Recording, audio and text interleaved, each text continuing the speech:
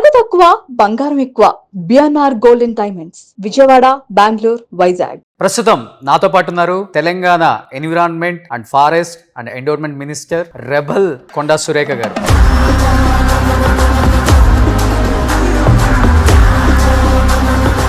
ఏం నచ్చింది సురేఖ గారిలో అంత మంచి క్వాలిటీ? ఇంట్లో నన్ను పట్టుకొని క్వాలిటీ.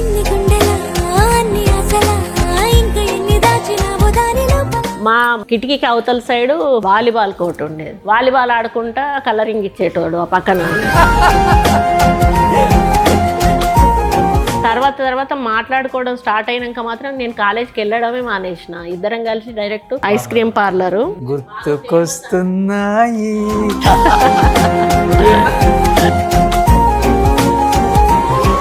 సురేఖ గారు, ఒక మంచి పాట మీరు ఏదన్నా మురళి గారి కోసం పాడండి. నాకు అంటే పాటలు గుర్తుండవు. గుర్తుకురాదు నా కళ్ళకు ముందు నువ్వు ఉండగా, నీలో ఉంది నా ప్రాణం, అది నీకు తెలుసుగా.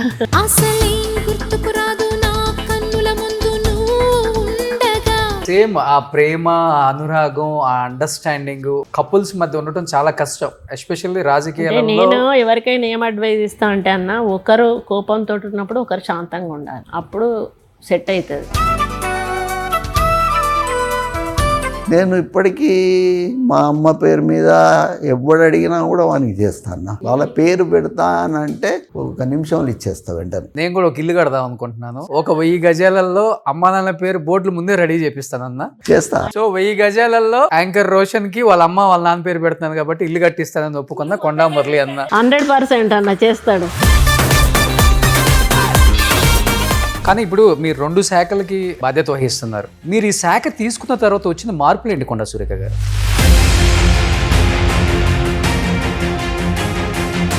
ప్రతిపక్షాలేమో అధర్మ శాఖ మంత్రి అంటే కొండా సురేఖ అంటున్నారు, దైవ ద్రోహ శాఖ మంత్రి అంటే కొండా సురేఖ అంటున్నారు. ఎందుకు?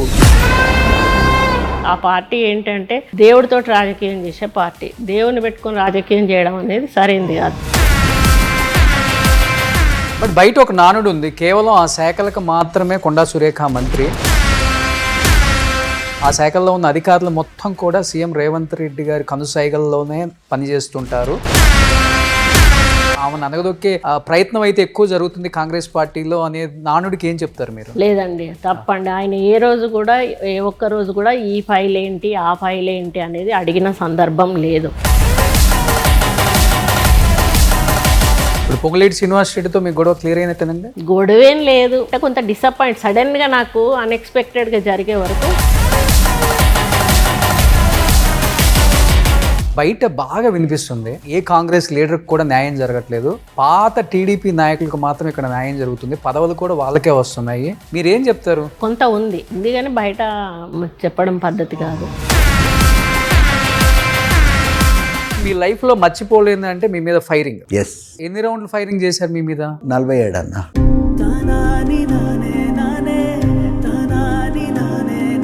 సో ఈ 47 రౌండ్లు కూడా బాడీకే కాల్చారు.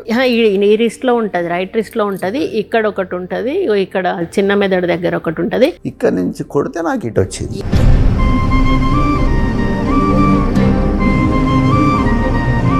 చిన్నప్పటి నుంచి ఆయన సుఖపడలేదన్న.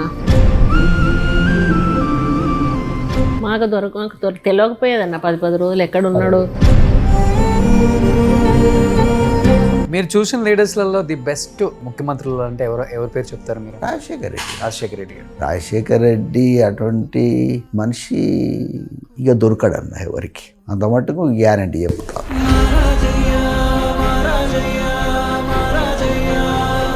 Hi, hello, welcome to Suman TV. నేను మీ రోషన్. ప్రస్తుతం నాతో పాటు ఉన్నారు Telangana environment and forest and endowment minister rebel Konda Surekha garu. నమస్తే అండి. చూస్తుంటే ఎప్పుడు నిండుతనం ఉట్టిపడుతుంది అట్లా. అంటే నేను ఒక ఎమ్మెల్యేని, ఇన్నిసార్లు గెలిచాను, ఇంతకుముందు రాజశేఖర రెడ్డి గారి గవర్నమెంట్లో కూడా మంత్రిగా చేశాను, ఇప్పుడు మంత్రిని, ఒక రెబల్ అని బయట మాట్లాడుకోవడం తప్పితే మిమ్మల్ని ఒకసారి కలిసిన తర్వాత మాత్రం తెలుస్తుంది మనం విన్నదానికి మనం చూసిన దానికి కొంచెం కూడా మ్యాచ్ అవ్వట్లేదే అని చాలా మంది చెప్తుంటారు. మీకు కూడా చెప్తుంటారా? వచ్చి నన్నే అడుగుతారు డైరెక్ట్, ఎందుకు ఇంత సింపుల్గా ఉంటారు మీరు? చాలామంది చిన్న పదవి వచ్చినా కూడా చాలా గర్వంగా అట్లా ఫీల్ అవుతారు, సరిగా మాట్లాడరు అట్లా. అంటే నేను అంటాను, రాజకీయం అనేది శాశ్వతం కాదు. నేను ఒక వైఫ్ స్థాయి నుంచి అనుకోకుండా రాజకీయాల్లోకి వచ్చాను. మరి రాజకీయం ఇదే పదవితో పోతామనేది నమ్మకం లేదు. ఎప్పుడో దగ్గర మళ్ళీ నేను హౌస్ వైఫ్గా రిటర్న్ అవుతాను. ఈ మధ్యలో ఉన్న ఈ చిన్న పదవి కోసం మన స్టేచర్ని ఎందుకు మార్చుకోవాలి, మన బాడీ లాంగ్వేజ్ని ఎందుకు మార్చుకోవాలి, ఆర్టిఫిషియల్గా మనం ఎందుకు బిహేవ్ చేయాలి? యాజ్ ఇట్ ఈస్గా న్యాచురల్గా నేను ఒక హౌస్ వైఫ్గా ఎట్లా ఉన్నానో అలాగే ఉంటాను. నా పదవి బాధ్యతలు ఏమన్నా ఉంటే స్వీకరిస్తాను. జనంతో మాట్లాడేటప్పుడు నార్మల్గానే మాట్లాడతాను. మనం ఏదో వాళ్ళ మీద అధికారము పెత్తనము అలా చేస్తే మనకు వచ్చేదేముంది, ఏమీ లేదు. మనకు ఇచ్చినప్పుడు మనకు వాళ్ళ పనులు చేసేటప్పుడు కూడా సాఫ్ట్గా ఉండాలి. నేను అదే అంట, మనం ఎప్పుడు కూడా శాశ్వతం అని అనుకోకూడదు. వచ్చే పదవి వార్డ్ మెంబర్లు అటువంటి వాళ్ళు కూడా ఒకలాంటి బాడీ లాంగ్వేజ్ మారిపోతుంది. నేను అదే అంటే ఎప్పుడు కూడా గర్వం అనేది రాకూడదు మనలోకి. గర్వం వచ్చింది అంటే మన అంటే ఫ్యూచర్ని మనం కోల్పోతాం. ఓకే, అది నా సిద్ధాంతం. నేను ఇంట్లో జనరల్గా ఉన్న మీలాంటి వాళ్ళు ఎవరైనా వచ్చినా కూడా నేనే టీ తెచ్చిస్తాను, నేనే అన్ని ఇస్తాను. ఇంట్లో హౌస్ వైఫ్ లాగానే ఉంటాను. ఎమ్మెల్యేగా ఉన్నప్పుడు అంతే, మినిస్టర్గా ఉన్నప్పుడు అంతే, ఇంకా ఎంపీపీగా ఉన్నప్పుడైతే కింద వాకిలి కూడా ఊడ్చుకునేదాన్ని. కింద వాకిలి ఊడ్చేదాన్ని, బయట అలుగు చల్లేదాన్ని, ముగ్గు పెట్టేదాన్ని, ఇల్లంతా తుడుచుకునేదాన్ని, వంటలు చేసేదాన్ని. ఎప్పుడైతే ఎమ్మెల్యే అయ్యానో 5th ఫ్లోర్ దిగడం మానేసా, కానీ మిగతా పనులన్నీ చేసేదాన్ని. వంట కూడా బయటకు గవర్నమెంట్లతో ప్రోగ్రామ్స్కి వెళ్ళి వచ్చి మరీ వంట చేసేదాన్ని. ఒక మినిస్టర్ అయిన తర్వాతనే నేను వంట మనిషిని పెట్టుకున్నాను, అప్పటి వరకు పెట్టుకోలేదు. ఒకటి హెల్పింగ్ కోసం పని అమ్మాయిని పెట్టుకునేదాన్ని. ఎప్పుడైతే మినిస్టర్ అయ్యానో అప్పటి నుంచి వంట మనిషిని పెట్టుకున్నాను. ఆ తర్వాత కూడా మా హస్బెండ్ కర్రీస్ నాతోటి వండించుకునేవాళ్ళు చాలా రోజులు. ఇప్పుడు మెల్లమెల్లగా ఇంకా ఆయన కూడా వంట మనుషుల వంటలకు అలవాటు అయిపోయాడు. ఎప్పుడన్నా అడుగుతాడు ఏదన్నా ఒకటి వండమంటే వండి పెడతాను. ఎలా అడుగుతారు? చేపల కూర కావాలి, చేపల కూర కొంచెం పిల్లాడు రేఖమ్మ అని పిలుస్తాడు. చెప్పి పలానా తెప్పిస్తాను వండమ్మా అంటాడు. రొయ్యలు కానీ చేపలు కానీ వండమంటాడు. అవి చేసి మీరేమంటారండి మురళి గారిని? ఉన్నారా అంట. ఫస్ట్ లో పెళ్లి కాక ముందు మురళి అనే పిలిచేదాన్ని, తర్వాత ఎందుకో అట్లా పిలవలేకపోయాను. ఏమని పిలవాలో అర్థం కాలేదు. ఉన్నారా అని అనడం అలవాటు అయిపోయింది. ఇక అట్లాగే పిలుస్తా, ఉన్నారా అంటే అంటారు అంతే. అది ఎవరు అనరు, నేనే అంట కావచ్చు అట్లా. లేదు లేదు ఉన్నారా అని అంట అంతే. మన ఊర్లలో ఎలా అంటామో అంతే, ఓకే అట్లానే పిలుస్తాను. గ్రేట్. కానీ ఇప్పుడు మీరు చెప్పిన దాన్ని బట్టి చూస్తుంటే ఇప్పుడు అడ్వాంటేజ్ తీసుకొని రాజకీయాలలో ఇబ్బంది పెట్టే వాళ్ళు ఎక్కువ ఉంటారు. సురేఖ గారు బయట వాళ్ళకి ఏంటో తెలుసు, కానీ లోపల ఉన్న వాళ్ళకి ఇలా అని తెలుసు కాబట్టి ముందే అడ్వాంటేజ్ తీసుకొని ఇబ్బంది పెట్టే వాళ్ళు ఎక్కువ మంది ఉంటారు. ఈ మధ్యకాలంలో కొన్ని జరిగినవి కూడా మనం చూసాం. ఆ టైంలో పెయిన్ఫుల్గా అనిపిస్తుంటుందా, లేకపోతే ఢీ కొట్టే శక్తి ఉన్నా కానీ ఎందుకులే అని సైలెంట్ అవుతారా, లేకపోతే వెనక నుంచి గోతులు తెలిసే వాళ్ళు ఎక్కువ ఉంటారు కదా రాజకీయాల్లో? ఒకప్పుడు నేను ఏదైనా కూడా ఓపెన్గా ఎదుర్కొనేదాన్ని. అప్పుడున్న రాజకీయాల్లో అంటే బాగా వాక్ స్వాతంత్రం ఎక్కువగా ఉండేది. ఓకే, ఏదైనా మాట్లాడవచ్చు, ఏదైనా మాట్లాడేవాళ్ళం. ఇప్పుడు మనకు ఉన్న అంటే హైకమాండ్ నుంచి ఉన్న ఆదేశాలు ఏంటి అంటే ఏదున్నా 4 గోడల మధ్యలో మాట్లాడాలి, నలుగురిలో మాట్లాడొద్దు అనేది స్ట్రిక్ట్ ఇన్స్ట్రక్షన్స్ ఉన్నాయి. ఏదైనా ఉంటే ఎవరితోటైనా చెప్పుకోవాలనుకుంటే చెప్పుకుంటాం, అంతేగాని బయట మీడియా పరంగా బయటపడాలనేది మానేసాము. ఎందుకు అనంటే హైకమాండ్కు రెస్పెక్ట్ ఇవ్వాలి, ఇంటర్నల్గానే ప్రాబ్లమ్స్ సాల్వ్ చేసుకోవాలి. పిసిసి ప్రెసిడెంట్ ఉన్నారు, సీఎం గారు ఉన్నారు, ఇన్ఛార్జ్ మినిస్టర్ ఉన్నారు. ఏదైనా ఉంటే వాళ్ళ ద్వారానే మాట్లాడడం జరుగుతుంది. పెయిన్ అనిపిస్తుంది, బాధ అనిపిస్తుంది. ఎందుకంటే మేము చాలా కష్టపడ్డాము ఒక ఈ రేంజ్కి రావడానికి. మీకు తెలుసు, జగన్మోహన్ రెడ్డి చేయబట్టి మేము సామాన్య కార్యకర్త స్థాయికి వెళ్ళిపోయాము. మళ్ళీ ఆ స్థాయి నుంచి మళ్ళీ 15 సంవత్సరాలకు మళ్ళీ సేమ్ స్థాయికి వచ్చాము. అంటే మళ్ళీ అంటే ఆయన వల్లనే కదా మినిస్టర్ పోయింది, ఎమ్మెల్సీ పోయింది, మమ్మల్ని ఆయన వెనకాలనే తిరుగుతున్నాం. అప్పుడే మనకు తెలంగాణ ఉద్యమం వచ్చింది. ఆయన జైల్లో ఉన్నాడు, తనకి ఎమ్మెల్సీ ఇస్తాను ఇవ్వలేదు. నేను ఎమ్మెల్యే పోటీ చేసి ఓడిపోయాను, అప్పుడు ఎమ్మెల్సీ అన్న ఇస్తారనుకుంటే ఇవ్వలేదు. తర్వాత ఈ ఉద్యమం వచ్చే వరకు వాళ్ళ పార్టీ నుంచి వాళ్ళ ఒపీనియన్ ప్రజలకు అవసరం. అప్పుడు అడిగినప్పుడు మేము కొంతమంది రాజ్ ఠాకూర్, మేము, మా కేకే మహేందర్ రెడ్డి, కొంతమంది ఒక 10 మంది వరకు ఉండేవాళ్ళము. మేము డైరెక్ట్ వెళ్ళి కూర్చున్నప్పుడు అయితే లోపల నుంచి ఆయన ఒకటే మాట చెప్పి పంపాడు, వాళ్ళు ఏం మాట్లాడినా మీరు ఒకటే మాటకు కట్టుబడండి, మేము యునైటెడ్ ఆంధ్రాకే స్టాండ్ అవుతాము, ఇంకా దేనికి స్టాండ్ కామని చెప్పి 2 రోజులు చర్చలు జరిగాయి వాళ్ళ ఇంట్లో. దాదాపు 3-4 గంటల సేపు కూర్చున్నాము. మేము ఒకటే అన్నాము, మేము దానికి తెలంగాణకు సపోర్ట్ అని మీరు చెప్పకండి, అట్లీస్ట్ కేంద్రం ఏదైనా నిర్ణయం తీసుకుంటే మేము అడ్డు చెప్పమని అట్లా చెప్పితే సరిపోతుంది, మాకు మేము కంటిన్యూ అవుతాము అని చెప్పేసి. కానీ లేదు ససేమిరా మేము లేదు చెప్పేది లేదు, మేము సమైక్యాంధ్ర నినాదమే తీసుకుంటాము అని అన్నారు. అది అందుకు మాకు కూడా హ్యాపీ అనిపించింది. ఎందుకు అంటే ఏ కారణం లేకుండా పార్టీలోంచి బయటికి రావడం కూడా పద్ధతి కాదు. ఒకవేళ ఆయన ఆ నినాదం తీసుకున్నా అందులోనే ఉండాల్సి వచ్చి ఇంకా అసలు మా మొత్తానికే మా రాజకీయ చేశారు. అవును, కానీ ఇక బయటకు వచ్చేసినాము ఆ రీజన్ తోటే. మరి ఒక పక్క ఉద్యమం నడిచినప్పుడు ఒక తెలంగాణ సంబంధించిన బిడ్డలమై ఉండి మేము సమైక్యాంధ్ర అని ఆయన అంత ఖచ్చితంగా చెప్పినప్పుడు ఆయన వెనకాల నడవడం అనేది పద్ధతి కాదు. మా తెలంగాణ ప్రజల మనోభావాలను అర్థం చేసుకొని వాళ్ళకు తోడుగా ఉండడానికి మేము రాజీనామా చేసి రావడం జరిగిందని చెప్పి అప్పటి నుంచి మేము వచ్చేసినాం. కానీ సురేఖ గారు, ఇప్పుడు అసలు మనం ప్రేమించే వ్యక్తే చనిపోయారు. రాజకీయాలలో ఎలా ఉంటుంది అంటే పదవిని మించిన గొప్ప అవకాశం ఇంకేది ఉండదు. అలాంటిది మీరు ఉమెన్ అండ్ చైల్డ్ వెల్ఫేర్ అనుకుంటా అప్పుడు మినిస్టర్ రాజశేఖర రెడ్డి గారి గవర్నమెంట్లో. రాజశేఖర రెడ్డి గారే వెళ్ళిపోయారు కదా, జగన్ కోసం మనం ఎందుకు రావాలి, మనం ఇంకా 3 సంవత్సరాలు గవర్నమెంట్ ఉంది, అవసరమా మనకి అని కొంచెం కూడా అనిపించలేదు. ఎందుకంటే అన్న అంటే అంత అభిమానం, అన్న ఫ్యామిలీ అంటే అంత అభిమానం. కానీ ఎప్పుడు కూడా మాకు జగన్మోహన్ రెడ్డితో మేము కోఆర్డినేట్ అవ్వలేదు. ఆయన వ్యక్తిత్వం కానీ ఆయనతో మాట్లాడడం కానీ ఆయన్ని కలవడం కానీ ఎప్పుడు చేయలేదు. చేసుంటే బహుశా ఆయన మెంటాలిటీ స్టడీ చేసేవాళ్ళే. మేము ఎంతసేపు కూడా రాజశేఖర రెడ్డి గారు తనయుడు కాబట్టి అతనిలాగానే సైకాలజీ ఉంటుంది అని చెప్పేసి అనుకున్నాము. కానీ ఆయన కొంచెం డిఫరెంట్ అనేది తర్వాత తెలిసింది. మీరు పర్సనల్గా అంటే ఇక ఇది తర్వాత వెనకనే ఉన్నాం కదా మొత్తం కంప్లీట్గా. ఆయన ఇదే ఎప్పుడు తెలిసింది మీకు అసలుకి? ఏదో ఒకటి మీరు అడిగినప్పుడే కదా ఓపెన్ అయ్యేది కూడా. అవునవును, అదే మేము వెళ్ళడము కలవడం చేసినాకనే మాట్లాడుకుంటా ఉండేవాళ్ళము. అప్పుడు ఓటింగ్ ఒకటి వచ్చింది కదా మనకి, ఇట్లా వేరే పార్టీ మేము సపోర్ట్ చేస్తున్నాం అన్నప్పుడు అసెంబ్లీలో ఓటింగ్ పెట్టారు. ఓటింగ్ పెట్టినప్పుడు అప్పుడు వ్యతిరేకంగా ఓటేసాం. 16 మంది అటువైపు వాళ్ళు, నేను ఇటు ఒక్కదాన్ని వేస్తే అప్పుడు మమ్మల్ని డిస్క్వాలిఫై చేశారు. ఎందుకంటే విప్ ఇచ్చారు కాబట్టి విప్ని యాడ్ చేశామని చెప్పి. ఇంకా ఆ తర్వాత ఇక పార్టీ సస్పెండ్ చేసేసింది. ప్లస్ ఇక అప్పుడు అటు వాళ్ళ దిక్కే తిరుగుతూ ఉంటే మళ్ళీ ఎలక్షన్స్ వచ్చినాయి, బై ఎలక్షన్స్. అప్పుడు మీకు తెలుసు తెలంగాణలో ఒకటి, అటువైపు 16 ఎలక్షన్స్. ఇది నాది చాలా టైట్ ఉండే పొజిషను. నేను ఒక 1500 ఓట్లతో ఓడిపోయాను. మొత్తం టీఆర్ఎస్ వాళ్ళు మంత్రులతో సహా ఎమ్మెల్యేలతో సహా మొత్తం అందరూ కూడా మా కాన్స్టిట్యున్సీ మీద కూర్చున్నారు. ఇంకా 200 మంది ఒక్కొక్క ఊరిలో కూర్చొని, ఊరికి ఒక ఎమ్మెల్యే చొప్పున కూర్చొని నన్ను ఓడించాలని చెప్పి బాగా ప్రయత్నం చేశారు. కానీ పబ్లిక్ వాళ్ళకి రెస్పాండ్ అవ్వలేదు. తెలంగాణ వద్దామంటే మాకు తెలంగాణ కావాలి, కానీ ఆమె కావాలి మాకు. ఈ సంవత్సరం ఆమెకి వేస్తాము, నెక్స్ట్ టైం తెలంగాణకి వేస్తాము. ఆమె మా ఇంటి ఆడబిడ్డ, మాకు మంచి అయినా చెడైనా వస్తుంది, ఆమెకు మేము ఈ ఒక్కసారి వేస్తామని చెప్పి వేస్తే ఆ మధ్యాహ్నం వరకు కూడా పోలింగ్ ప్యాటర్న్ చూస్తే వాళ్ళకి అర్థమైపోయింది వన్ సైడ్ పడుతున్నాయి అని చెప్పి. అప్పుడు వాళ్ళకి ఏమంటే టీఆర్ఎస్ నుంచి పై హైకమాండ్ నుంచి వీళ్ళకు హరీష్ రావు వాళ్ళకి ఆదేశాలు వచ్చాయి.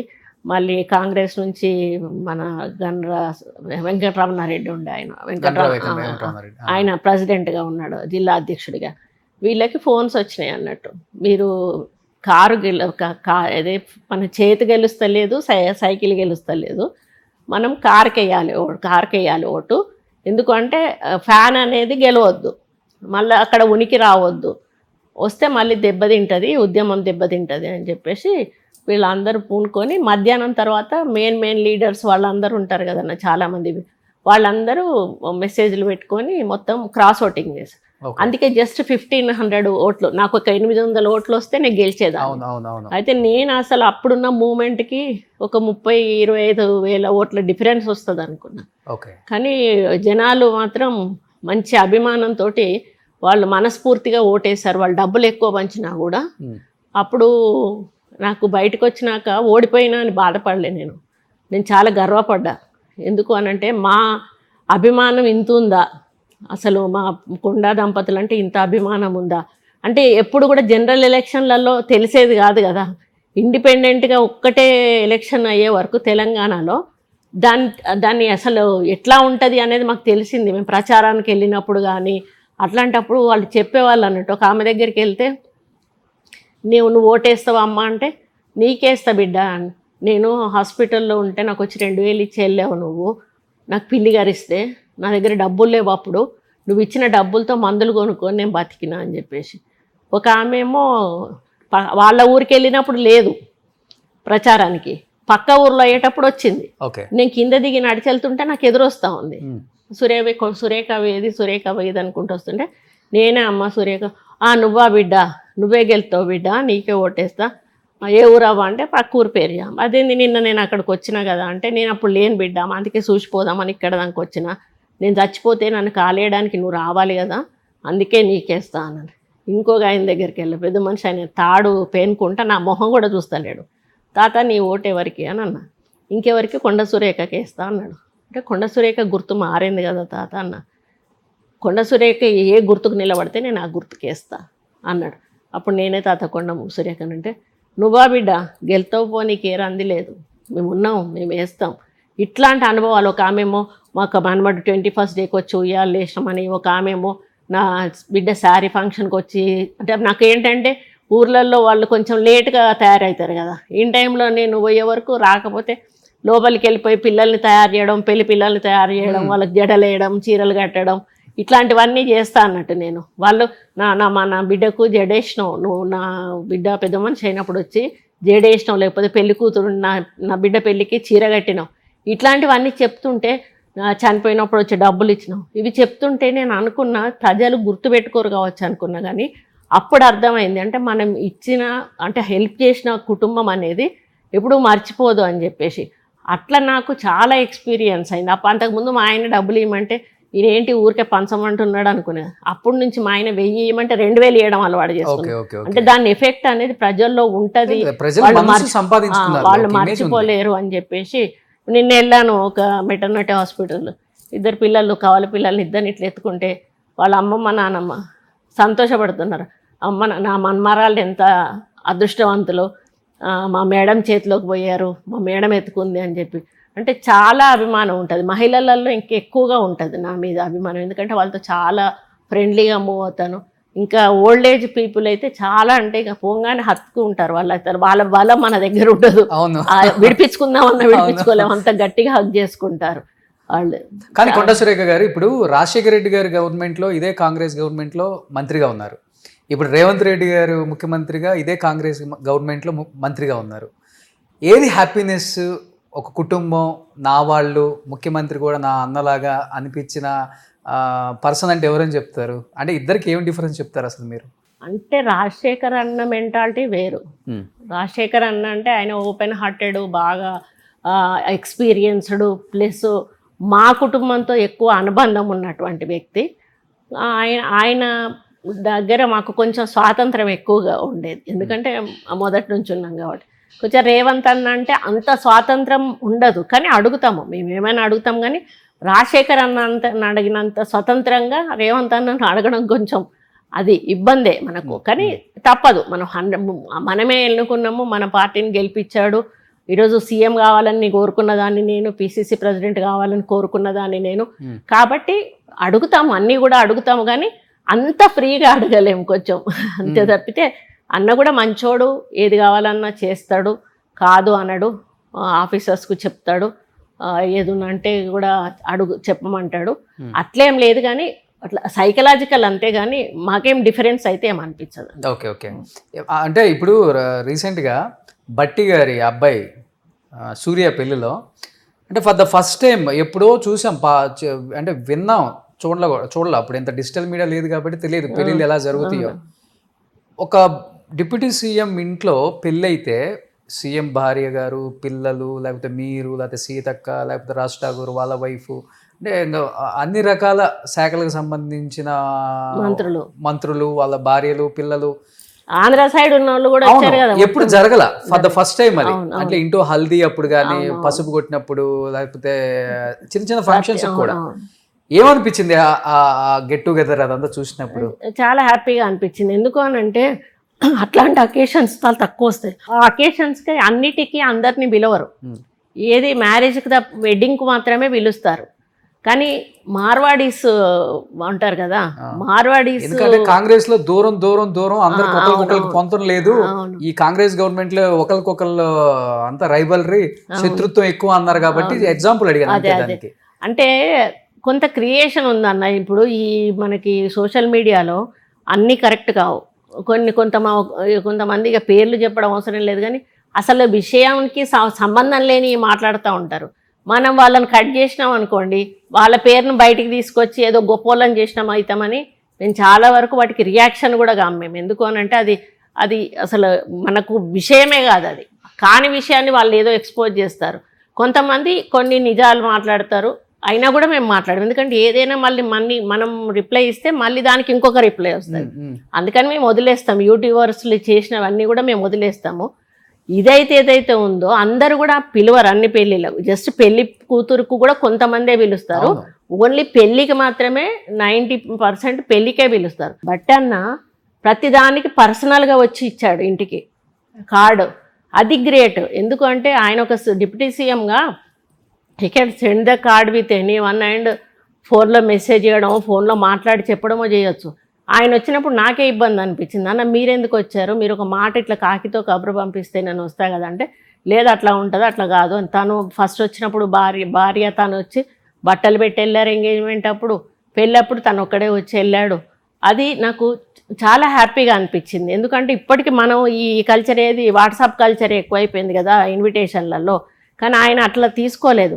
ఆంధ్ర సైడ్ కాంగ్రెస్ సీనియర్ లీడర్లను కూడా చాలా మందిని ఆయన పిలిచారు. మీరు ఆ రోజు చూశారు కదా, అది చాలా హ్యాపీ అనిపించింది. ఎందుకంటే అందరినీ ఒక దగ్గరికి తీసుకొచ్చి ఒక వేదిక మీద నించోబెట్టి ఒక మంచి వాతావరణంలో ఆయన కొడుకు పెళ్లి చేయడం అనేది చాలా హ్యాపీగా అనిపించింది. ఇక్కడే కాకుండా మళ్ళీ ఖమ్మంలో కూడా ఆయన పెద్ద ఎత్తున మళ్ళీ రిసెప్షన్ చేశారు. అది కూడా హ్యాపీ అనిపించింది. ఇక్కడికి కూడా ఖమ్మం వాళ్ళు చాలా వచ్చారు.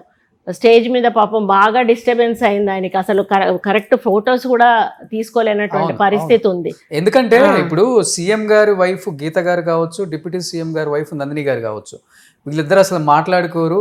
ఈయన సీఎం అవ్వలేదన్న కోపం ఎక్కువ ఉంది వీళ్ళ ఫ్యామిలీలో.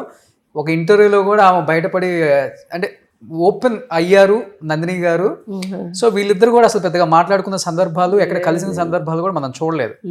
ఒక్కసారిగా నందిని గారు గీత గారు సొంత అక్క చెల్లెల్లాగా వాళ్ళు కనిపించడం, వాళ్ళు హగ్ చేసుకోవటం, వాళ్ళ ఇంట్లో ప్రతిదానికి ఆమె కూడా ఉండటం. గీత గారు ఒక్కసారిగా మాట్లాడుకున్న గీతక్క చాలా ఫ్రీ మెంటాలిటీ. గీతక్క నాలాగానే చాలా ఓపెన్ గా ఉంటారు, అన్ని మంచిగా షేర్ చేసుకుంటారు. నాకు ఇంకా అన్న దగ్గర కంటే అక్క దగ్గర ఫ్రీగా ఉంటాను నేను. అన్న పిసిసి ప్రెసిడెంట్ అంటే మినిస్టర్ సీఎం కాకముందు కొంచెం ఫ్రీగా ఉండేదాన్ని, కానీ సీఎం అయినాక కొంచెం ఆ గౌరవంతో కూడిన భయం అనేది ఒకటి నాకు జస్ట్ అంతే. ఆ గౌరవం అనేది ఉంటుంది. కానీ అక్క దగ్గర అన్నీ చెప్పేస్తాను నేను, మంచి చెడు అంతా చెప్తా. ఏదన్నా ఉంటే ఓపెన్గా చెప్పేస్తా, అక్క ఇది అది అని చెప్పి. అక్క కూడా రిసీవ్ చేసుకుంటుంది, చాలా బాగా మాట్లాడుతుంది. ఎలాంటి టాపిక్స్ ఉంటాయి మీ ఇద్దరి మధ్య కామన్ గా? మీరు ఎక్కువ మాట్లాడుకోవడం, ఆ రీల్స్ కూడా ఎక్కువ వచ్చాయి. ఏ ఫంక్షన్ లో చూసినా మీ ఇద్దరు వాళ్ళ పాప ఉంటారు. పిల్లల గురించి మాట్లాడుకుంటాము, లేకపోతే శారీస్ గురించి, నగల గురించి, లేకపోతే ఇంకేమైనా విషయాలు జనరల్గా అన్ని టాపిక్స్ కూడా పొలిటికల్ సైడ్ కూడా వెళ్తాము. నాకేమన్నా కొన్ని నచ్చని ఉంటే కూడా అక్క ఇట్లా జరుగుతున్నాయి ఇట్లా అని చెప్తాను, నచ్చేటివి ఉంటే ఇది బాగున్నాయి అక్క అని చెప్తాను. తను రిసీవ్ చేసుకుంటుంది, కానీ ఆ తర్వాత మళ్ళీ అది ట్రాన్స్ఫర్ అవుతుందా అవ్వదా నాకు తెలియదు. కానీ నా మనసులో ఉన్నాయి అయితే ఏమైనా కూడా నేను అన్న దగ్గర కంటే అక్క దగ్గర ఎక్కువ పంచుకుంటాను. చాలా అడుగుతుంది తను అడుగుతుంది. తనకేమైనా డౌట్స్ ఉంటే కూడా ఇది ఎట్లా ఉంది అది ఎట్లా ఉంది అని చెప్పేసి అడుగుతుంది. తను అడిగితే నేను చెప్తాను, నా మనసులో ఉన్న ఒపీనియన్ కానీ బయట ఉన్న ఒపీనియన్ కానీ చెప్పేస్తాను నేను. సో కామన్ గా పీపుల్ గురించి కూడా అడుగుతారు. ఈ ప్రోగ్రామ్ ఉంది కదా, దీని మీద ఏం రెస్పాన్స్ ఉంది అట్లా అని అడుగుతుంది. తను మంచి మాట్లాడుకుంటాం. పాప కూడా మేము మాట్లాడినంతసేపు కూడా అమ్మాయి కూడా అక్కడే కూర్చుంటుంది. మళ్ళీ వీడికంటే బాబు కంటే వాడు 15 రోజులు పెద్ద వాడు వాళ్ళ బాబు. ఇక ఎక్కువ పిల్లల గురించి కూడా మాట్లాడుకుంటాము, వాళ్ళ అల్లరి గురించి మాట్లాడుకుంటాము. కంపల్సరీ వెళ్ళినప్పుడల్లా భోజనం అంటే మార్నింగ్ టైం పోతే మాత్రం అన్న తింటాడు, అన్న తినేటప్పుడు మేము కూడా తింటాం అన్నతో పాటు. ఆయన మొదలు అన్నమే తిని బయటకు వస్తాడు. ఎప్పుడైతుందో మళ్ళా అని ఏ టైంకి వచ్చినా బయటకు అన్నం ఆ టైంలో ఎవరు ఉంటే వాళ్ళను పిలుచుకొని కూర్చోబెట్టుకొని ఆయనతో పాటు భోజనం చేస్తాం. సో రేవంత్ గారిలో ఉన్న మంచి క్వాలిటీస్ వాళ్ళ పాప నైమిషాలో మాకు కనిపించింది, ఆ అమ్మాయి మాట్లాడినా కానీ సేమ్ అలానే అనిపించింది కొన్ని క్వాలిటీస్ అంటే ఏమని చెప్తారు? వాస్తవమే, అమ్మాయి చాలా ఫ్రెండ్లీ నేచరు, మంచిగా కలుపుకుపోతుంది, గర్వం ఉండదు, ముఖ్యంగా గర్వం ఉండదు. ఎవరికైనా కూడా తండ్రుల పదవిలో తల్లుల పదవిలో ఉన్నప్పుడు పిల్లల్లో చూస్తూ ఉంటాం.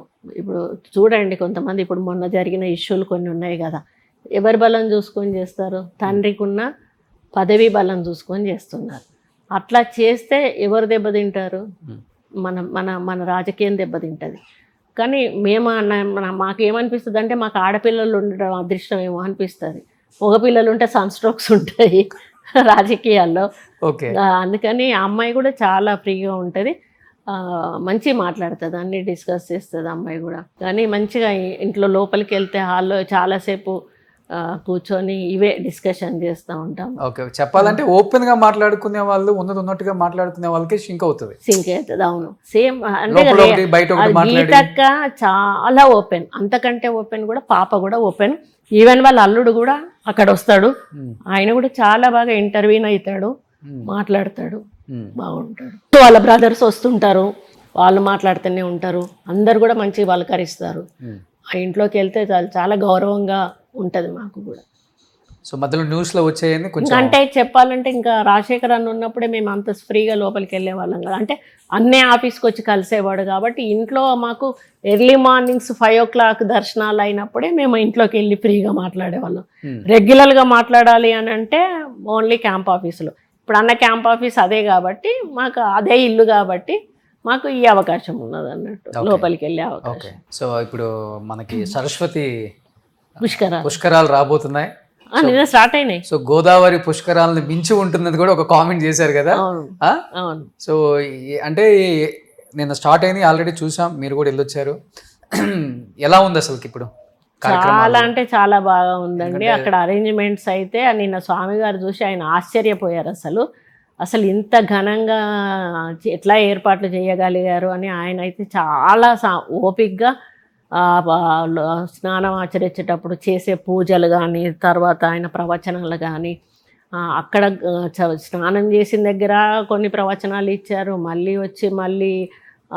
గుడి లోపల కొన్ని ప్రవచనాలు ఇచ్చారు, మళ్ళీ మమ్మల్ని పిలుచుకొని తనతో కాసేపు మనం ఎండోమెంట్ మీద ఏమేం చేయాలి అని కొన్ని ఐడియాస్ ఆయన ఇవ్వడము, మీకేం అవసరమో నేను మా దగ్గర నుంచి తీసుకోవడం, అవన్నీ ఒక బుక్లో రాసుకోవడము, అవన్నీ ఇప్పుడు మాకు అడ్వైజర్ ఉన్నారు కదా గోవిందహరి గారు, ఇంకా ఆయనను మేము కోఆర్డినేటర్గా పెట్టుకున్నాము.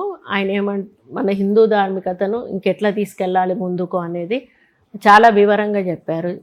నిన్నటి ఓపెనింగ్ మాత్రం చాలా గ్రాండ్గా సక్సెస్ఫుల్గా జరిగిందని చెప్పుకోవాలి. కానీ ఇప్పుడు మీరు 2 శాఖలకి బాధ్యత వహిస్తున్నారు, అటు పక్కన ఎన్విరాన్మెంట్ అండ్ ఫారెస్ట్, ఇటు పక్కన ఎండోన్మెంట్. మీరు ఈ శాఖ తీసుకున్న తర్వాత వచ్చిన మార్పులు ఏంటి కొండా సురేఖ గారు?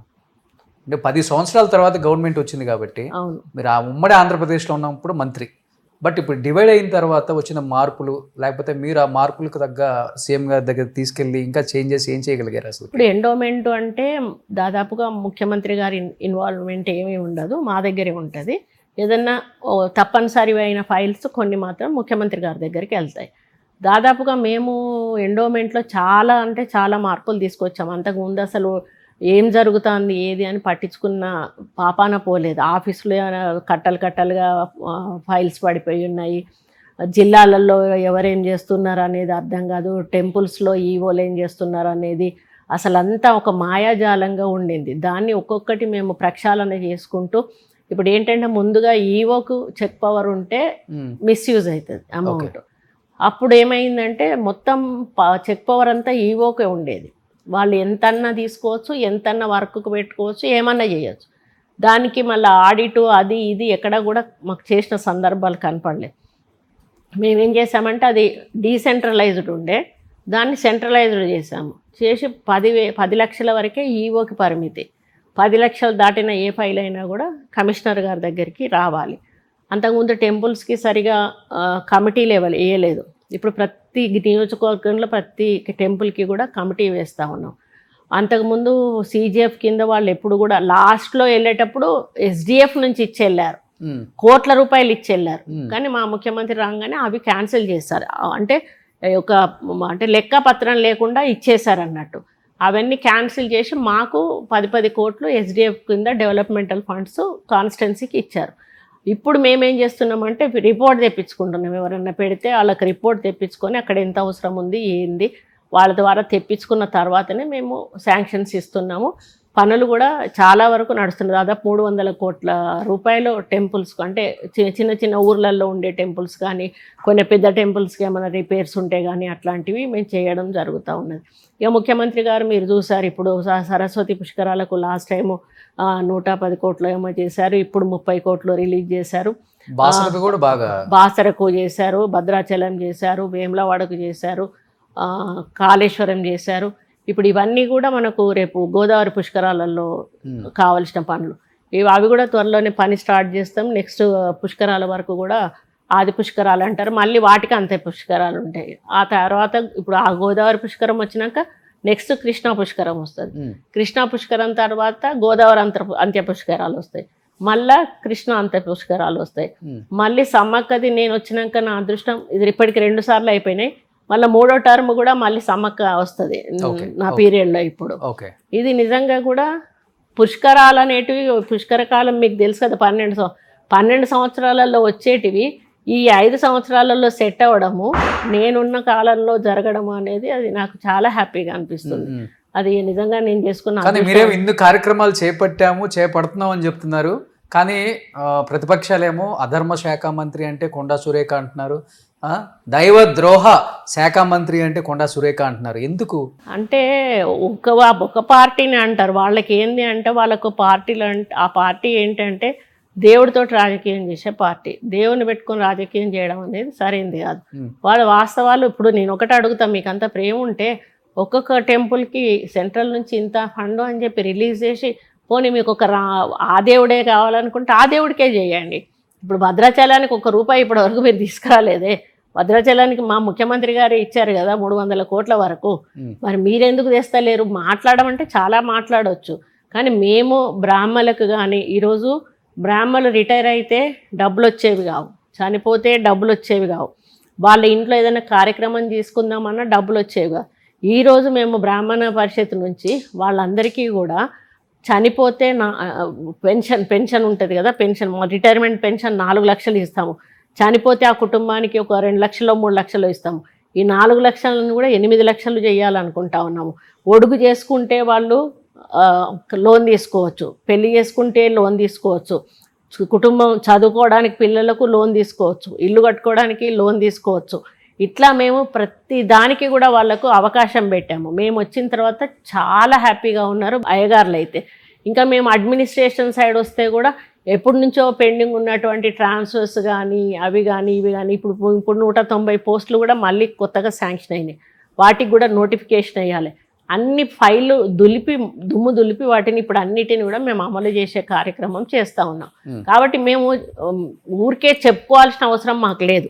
మేము ఏం చేస్తున్నామో మాకు తెలుసు, మా శాఖలో పనిచేసే ప్రతి ఒక్కరికి కూడా తెలుసు. మేము సోషల్ మీడియాలో మేము చేసినవి ఏవైతున్నాయో మేము పెట్టుకుంటున్నాము, ప్రజలు చూస్తూ ఉన్నాం.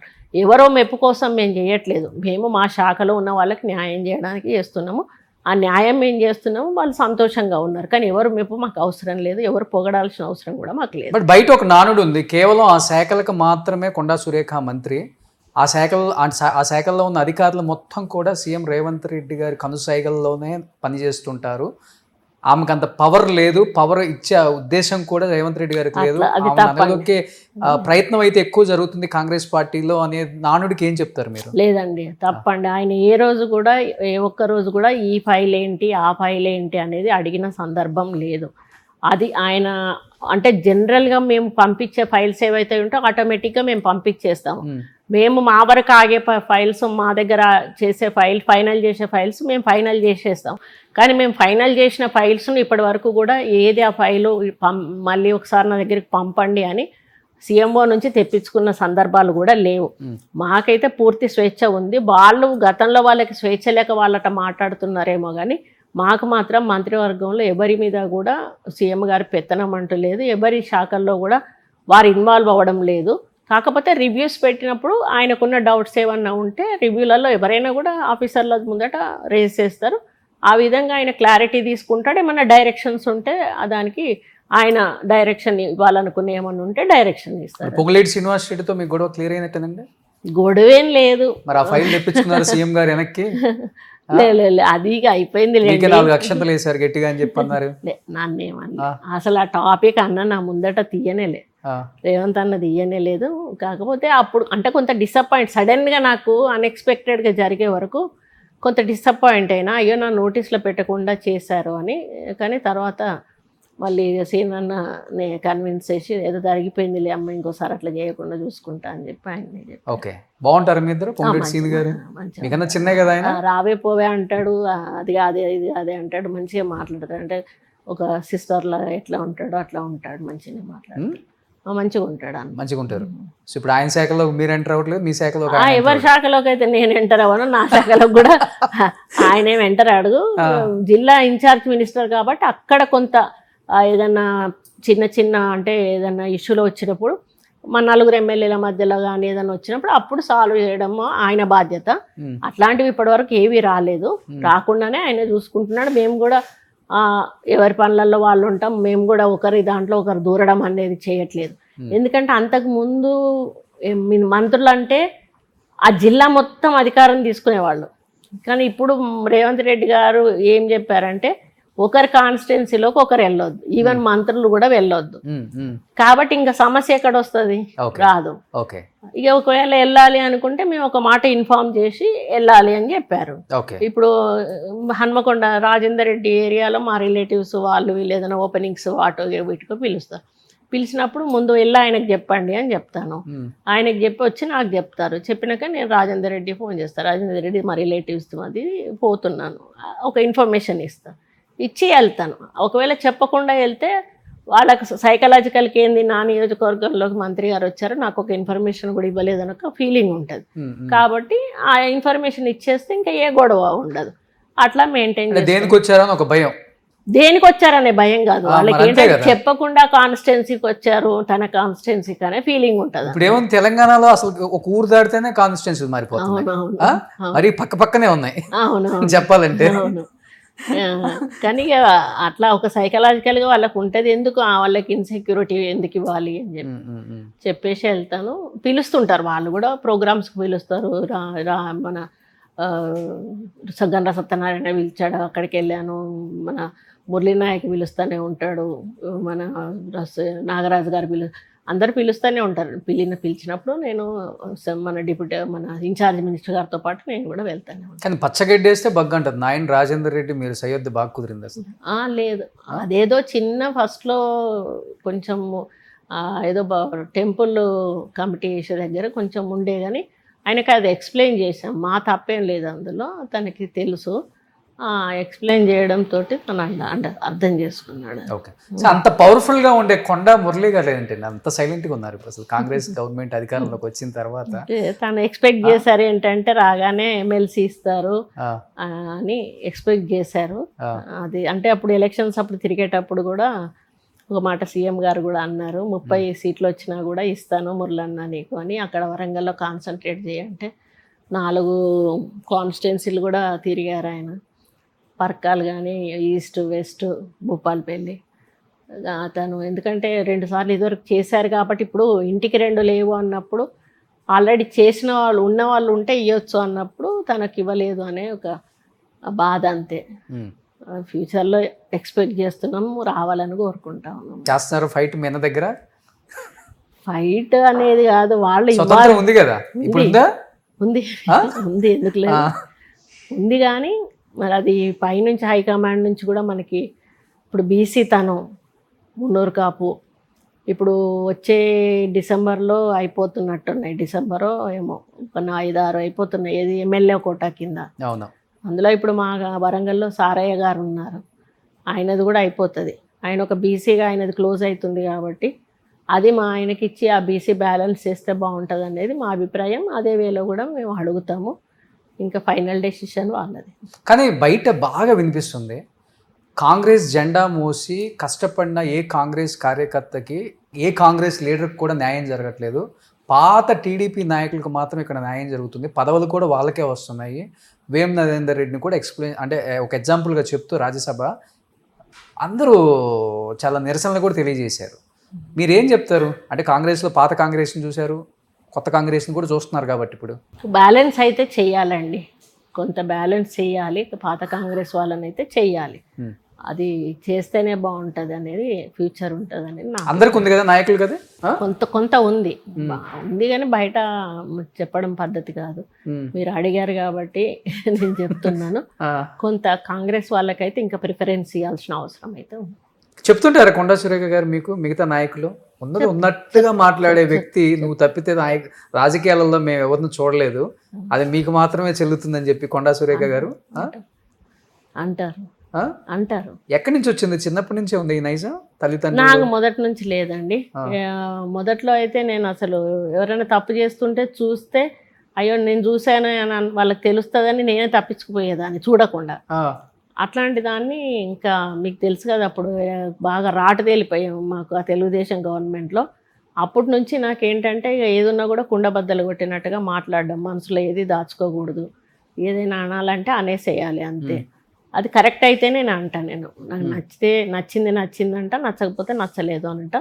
తప్పు అంట, ఉప్పును ఒప్పు అంట. ఏదైనా తప్పు ఉంటే ఇట్లా సరిదిద్దుకోండి అని చెప్తా. అది అట్లా చేయడం వల్లనే కేటీఆర్ నాకు టికెట్ ఇవ్వలేదు. ఆయన్ని కొన్ని సందర్భాల్లో కొన్ని సరి చేసుకుంటే మంచిది అని చెప్పి ఆయనకి. అందుకే ఆయన ఆయనకే చెప్పారు, మీరు అప్కమింగ్ లీడరు, కొన్ని ఆలోచించి నిర్ణయాలు తీసుకోవాలి. మీరు ఎట్లా పడితే అట్లా మాట్లాడితే అది కరెక్ట్ కాదు.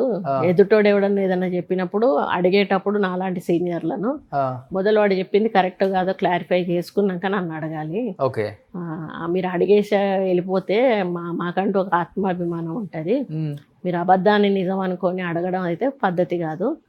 మీరు ఫ్యూచర్లో రాజకీయంలో ఎదగాలనుకునే వాళ్ళు కాబట్టి ఈ జాగ్రత్త మీకు చెప్తున్నా అని చెప్పాను నేను. ఒకసారి ఏమన్నారు? మాట్లాడలేదు ఇంకా. ఆయన ఎక్స్పెక్ట్ చేయలేదు నేను ఆ రేంజ్లో ఇస్తా అనుకోలే. అది అసెంబ్లీ హాల్లో లోపల కూర్చున్నప్పుడు పక్కన కూర్చొని ఇచ్చా అన్నట్టు. వాళ్ళు ఒకసారేమో మా ఊర్లో మా కాన్స్టిట్యున్సీలో మీటింగ్కు డేట్ అరేంజ్ చేశాడు.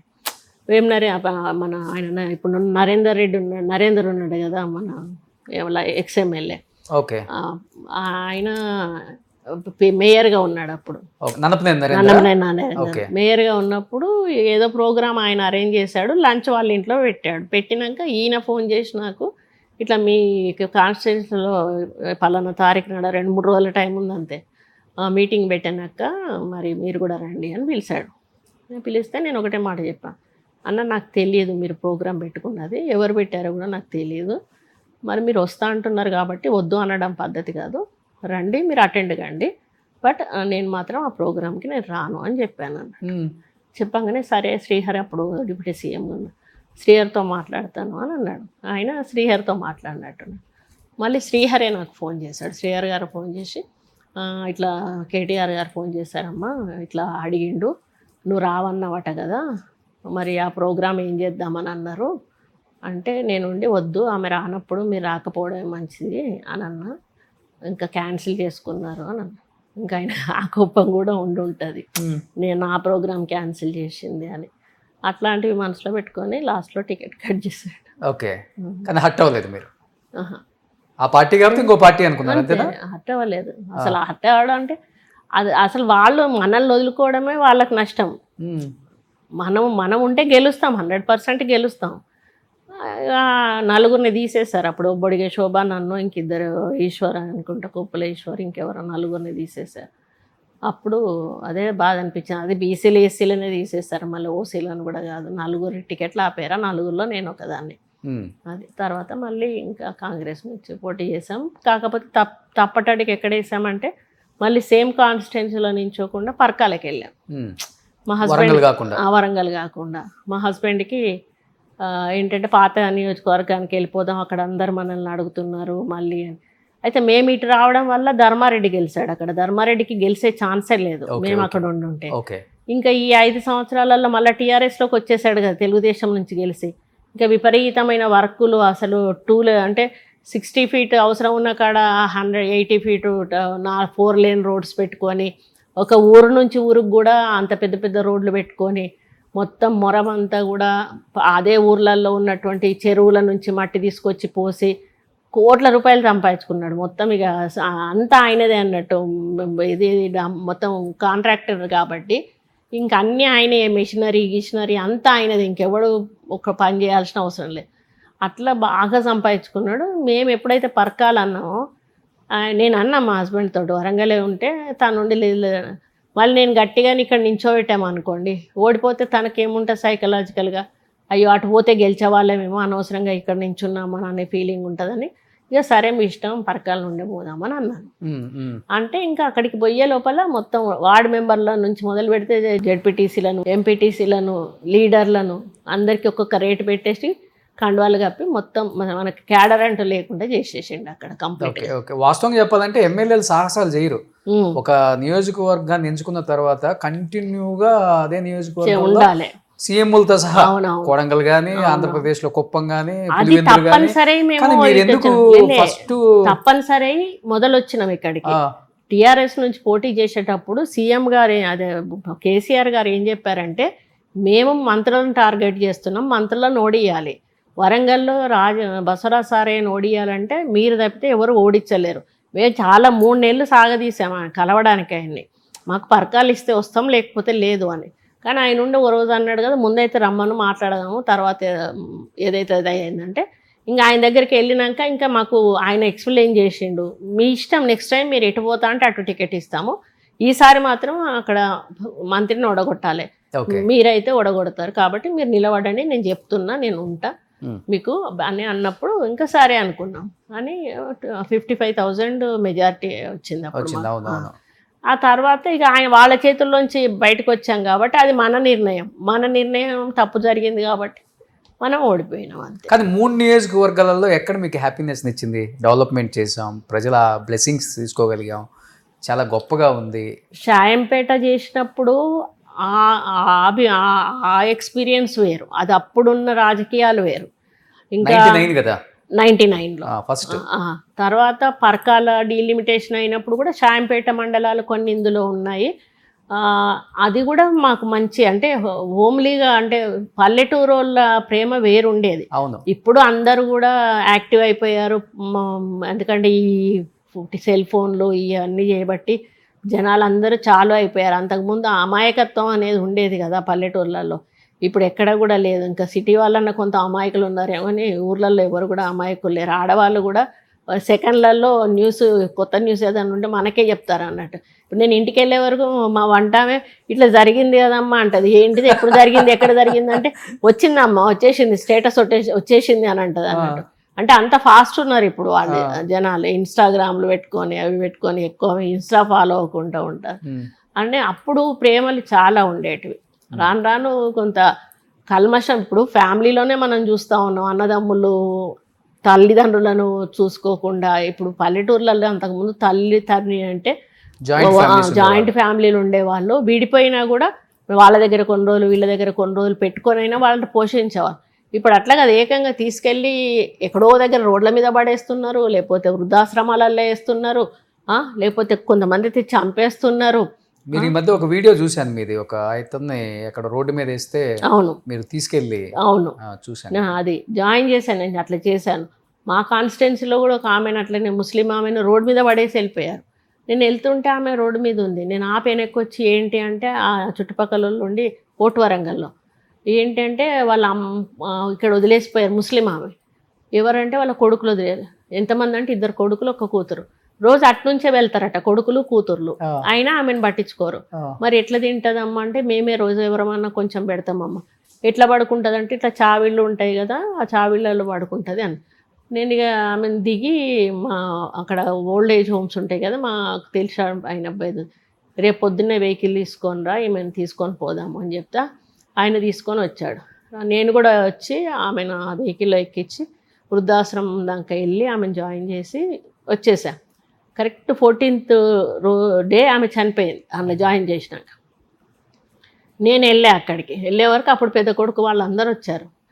ఆ వృద్ధాశ్రమం వాళ్ళు ఏం చెప్పారంటే ఆ 14 రోజులు ఆమె నోరు తెరిస్తే మేరా బేటా ఆయా, మేరా బేటా అయి దేఖనేకి వెళ్ళియే, కోయి ఆయా కోయి ఆయి. ఓకే. అది తప్పితే ఇంకొక మాట మాట్లాడలేదంట ఆ ముసలమ్మ. నాకు అసలు ఎంత బాధ అనిపించిందంటే, వాళ్ళు డెడ్ బాడీ వాళ్ళ ఇంటికి తీసుకుపోయేదాకా పోయి అక్కడికి పోయినాక కోడళ్ళను వాళ్ళ కోడళ్ళను అడిగిన, తుమారా బచ్చా హై నా ఏ తుమారో కైసా కరేతో కైసా లగ్తా. ఆ పిల్లని అడిగిన, తుమారా అమ్మకు ఐసా బేస్తే క్యా నై దేఖ్ లేతే ఉస్కో చోడ్ దేతా అయితా అని చెప్పేసి బాగా కోప్పడి మళ్ళా దహన సంస్కారాలకు 10,000 ఇచ్చి వచ్చా. అదే చూడండి తల్లి ప్రేమ. తనకు ఏదో షెల్టర్ దొరికింది నేను తిని ఉందామని కాదు, నా కొడుకు వచ్చాడా నా కూతురు వచ్చిందా వాళ్ళని చూడాలి. అది అట్లా అయిపోయింది సొసైటీలో. ఇప్పుడు మీరు అన్నట్లుగానే ఆ ప్రేమలు బాంధవ్యాలు లేవు. ఇప్పుడు ఈ ఫారెన్ కంట్రీస్లో ఉన్న వాళ్ళు కొంచెం హై లెవెల్ దాంట్లో పెడుతున్నారు. ఎగ్జాక్ట్లీ. వాళ్ళు కూడా ఏం చెప్తున్నారు, మేము ఇంట్లో ఉంటే ఒంటరిగా ఉంటాం, బోర్ కొడుతుంది, అందుకని మేము ఇక్కడికి వస్తే 10 మందిలో ఉన్నట్టు ఉంటుంది, మాకు కూడా టైంకు ఆరోగ్యమైన ఫుడ్ ఇస్తారు, అన్నీ చేపిస్తారు యాక్టివిటీస్, కాబట్టి మాకు టైం పాస్. వాళ్ళు వచ్చినప్పుడు 4 రోజులు ఉంటారు, మమ్మల్ని వచ్చి చూస్తారు, పోతారు. ఎక్కడికి వెళ్తున్నాం మనం. ఏం చదువుకున్నారు కొండా సురేఖ గారు మీరు? రీసెంట్గా కూడా ఏదో ఎగ్జామ్స్ రాస్తున్నారు విన్నా. మళ్ళీ రాశాను, అయిపోయింది. ఎంబీఏ అయిపోయింది. ఎంబీఏ అయిపోయింది ఇప్పుడు? అయిపోయింది, వచ్చింది, డిగ్రీ వచ్చింది. ఏదన్నా మన డాక్టరేట్కి అప్లై చేద్దామని చూస్తాను. ఓకే. అసలు నార్మల్గా ఏం చదువుకున్నారు? స్కూల్కి వెళ్ళి చదువు? నేను స్కూల్ అంటే అన్నా మన ఫస్ట్లో తిరిగేవాళ్ళం. మా నాన్న ఇంజనీర్ R&B. ఆయన ఏంటంటే చాలా అంటే ఇన్నోసెంట్ అన్నట్టు. ఓకే. అప్పుడు ఫస్ట్లో సర్వే డిపార్ట్మెంట్, అప్పుడు రోడ్స్ లేవు, 150 రూపీస్ జాబ్ నుంచి చేస్తున్నాడు, ఆయనకు శాలరీ నుంచి జాబ్ చేశాడు. ఓకే. ఓకే. అట్లా చేస్తూ ఇక అక్కడికి ఏమైందంటే మా స్టడీస్ వచ్చే వరకు when I was in 6th class Warangal, Nizamabad, Hyderabad 3 ప్లేసెస్కి ట్రాన్స్ఫర్ అయ్యింది. ఎందుకంటే ఆయన రోడ్డు పోస్తే ఆయనే వెళ్ళి ఎవరన్నా తీసుకెళ్ళి రోడ్డు తవ్వి అవి కొలుసుకొని చూసి క్వాలిటీ కరెక్ట్ ఉందా లేదా, మెయింటైన్ చేస్తారా లేదా చూసి రికార్డ్ చేసి కాంట్రాక్టర్కు కబురు పంపించి, బాబు నీది ఎంబీ రికార్డ్ అయింది వచ్చి తీసుకెళ్ళు. మామూలుగా కాంట్రాక్టర్లు వీళ్ళ చుట్టూ తిరగాలి, కానీ ఎవరిని తిప్పుకునేవాడు కాదు. వాడి చేతిలో చెక్ పెట్టేవాడు, డబ్బులు కూడా డిమాండ్ చేసేవాడు కాదు. వాడు ఇస్తే తీసుకునేది, లేకపోతే లేదు. ఇక కొంతమంది కాంట్రాక్టర్స్ ఏంటంటే అడ్డదిడ్డంగా, కేఎన్ఆర్ ఉన్నాడు ఇప్పుడు ఇంటర్నేషనల్ కాంట్రాక్టర్, ఆయన మా ఇంటి పక్కనే ఉండేవాడు. ఆయన అడ్డదిడ్డంగా రోడ్డు పోసేవాడు. పోస్తే వచ్చి ఇంటి ముందట తిట్టేవాడు. వాడు ఇష్టం ఉన్నట్టు బూతులు తిట్టేటోడు. మేము చిన్న పిల్లలం. ఎవరికి చెప్పుకుంటావో చెప్పుకోపో, నేను చెయ్యను, ఎంబీ రికార్డ్ చేయను అనగానే ట్రాన్స్ఫర్. 6th క్లాస్లో ఉన్నప్పుడు 3 చోట్ల ట్రాన్స్ఫర్ అయింది. ఓకే. అప్పుడు హన్మకొండలోకి వచ్చినాక మా నాన్న డిసైడ్ అయ్యారు, ఒక అక్క 8th, ఒక అక్క 9th. మీరు మొత్తం? నా తర్వాత తమ్ముడు, చెల్లె, 5గురు మొత్తం. మీరు మొత్తం. తమ్ముడు చనిపోయాడు, ఒక 5 years అవుతుంది. అందరం పెద్దక్క ఎంబీఏ పీజీ చేసింది, బీఈడీ చేసింది, తను టీచర్గా రిటైర్ అయింది. వరంగల్, అందరు వరంగల్. రెండో అక్క బిఎస్సి చేసింది. పెద్ద బావేమో లెక్చరర్. నాన్నకేందంటే ఎంప్లాయీస్కి ఇవ్వాలని, సెక్యూరిటీ ఉండాలి మనకు అని చెప్పేసి. ఆ తర్వాత రెండో అక్కకు పోలీసు, ఆయన చనిపోయారు, లేడు ఇప్పుడు. థర్డ్ నేను, అంటే నాది లవ్ మ్యారేజ్ కాబట్టి నేను ఇటు వచ్చాను.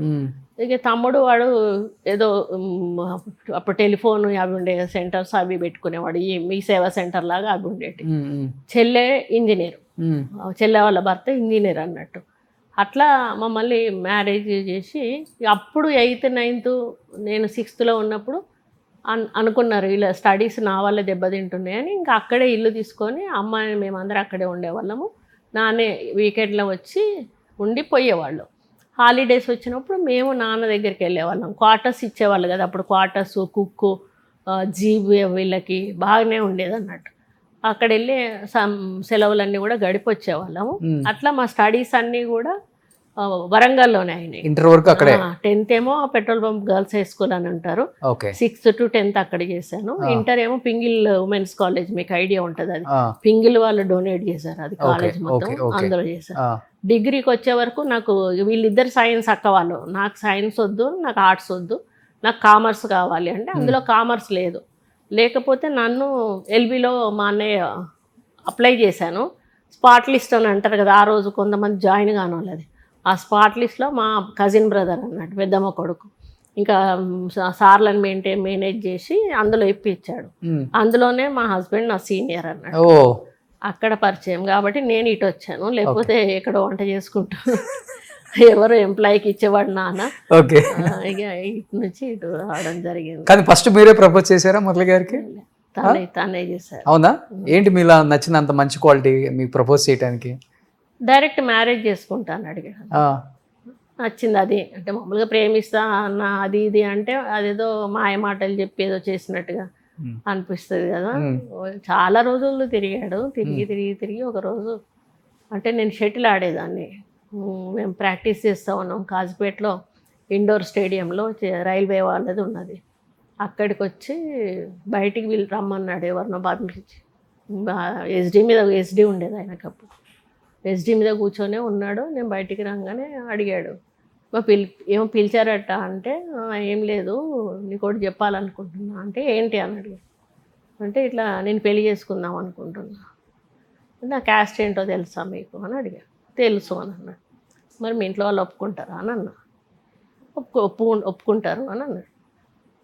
అంటే ఇక అంతే, ఇంక నేనేం సమాధానం చెప్పలేదు. సరే కానీ ఎంత ఉంటుంది ఏజ్ మీకు అప్పుడన్నా సెకండ్ ఇయర్ డిగ్రీ, బీకామ్ 17, 18 అంతకన్నా ఎక్కువ ఉంటుంది. 18, 19 ఉంటాయి. 18, 19 అప్పుడే. నాకు 21 ఇయర్స్కే పాప పుట్టింది అంతే. అయితే ఇక అప్పటి నుంచి ఇక మాట్లాడుకోవడమే అంతే. జస్ట్ ఇక మాట్లాడుకోవడం, సినిమాలకు వెళ్ళడం, మన హోటల్స్కి వెళ్ళడం. అంటే అందరు ఫ్రెండ్స్, ఆయన ఒక్క ఇద్దరు వస్తే నాతో 13 మంది వచ్చేవాళ్ళు ఫ్రెండ్స్, ఆడవాళ్ళు అందరు కూడా.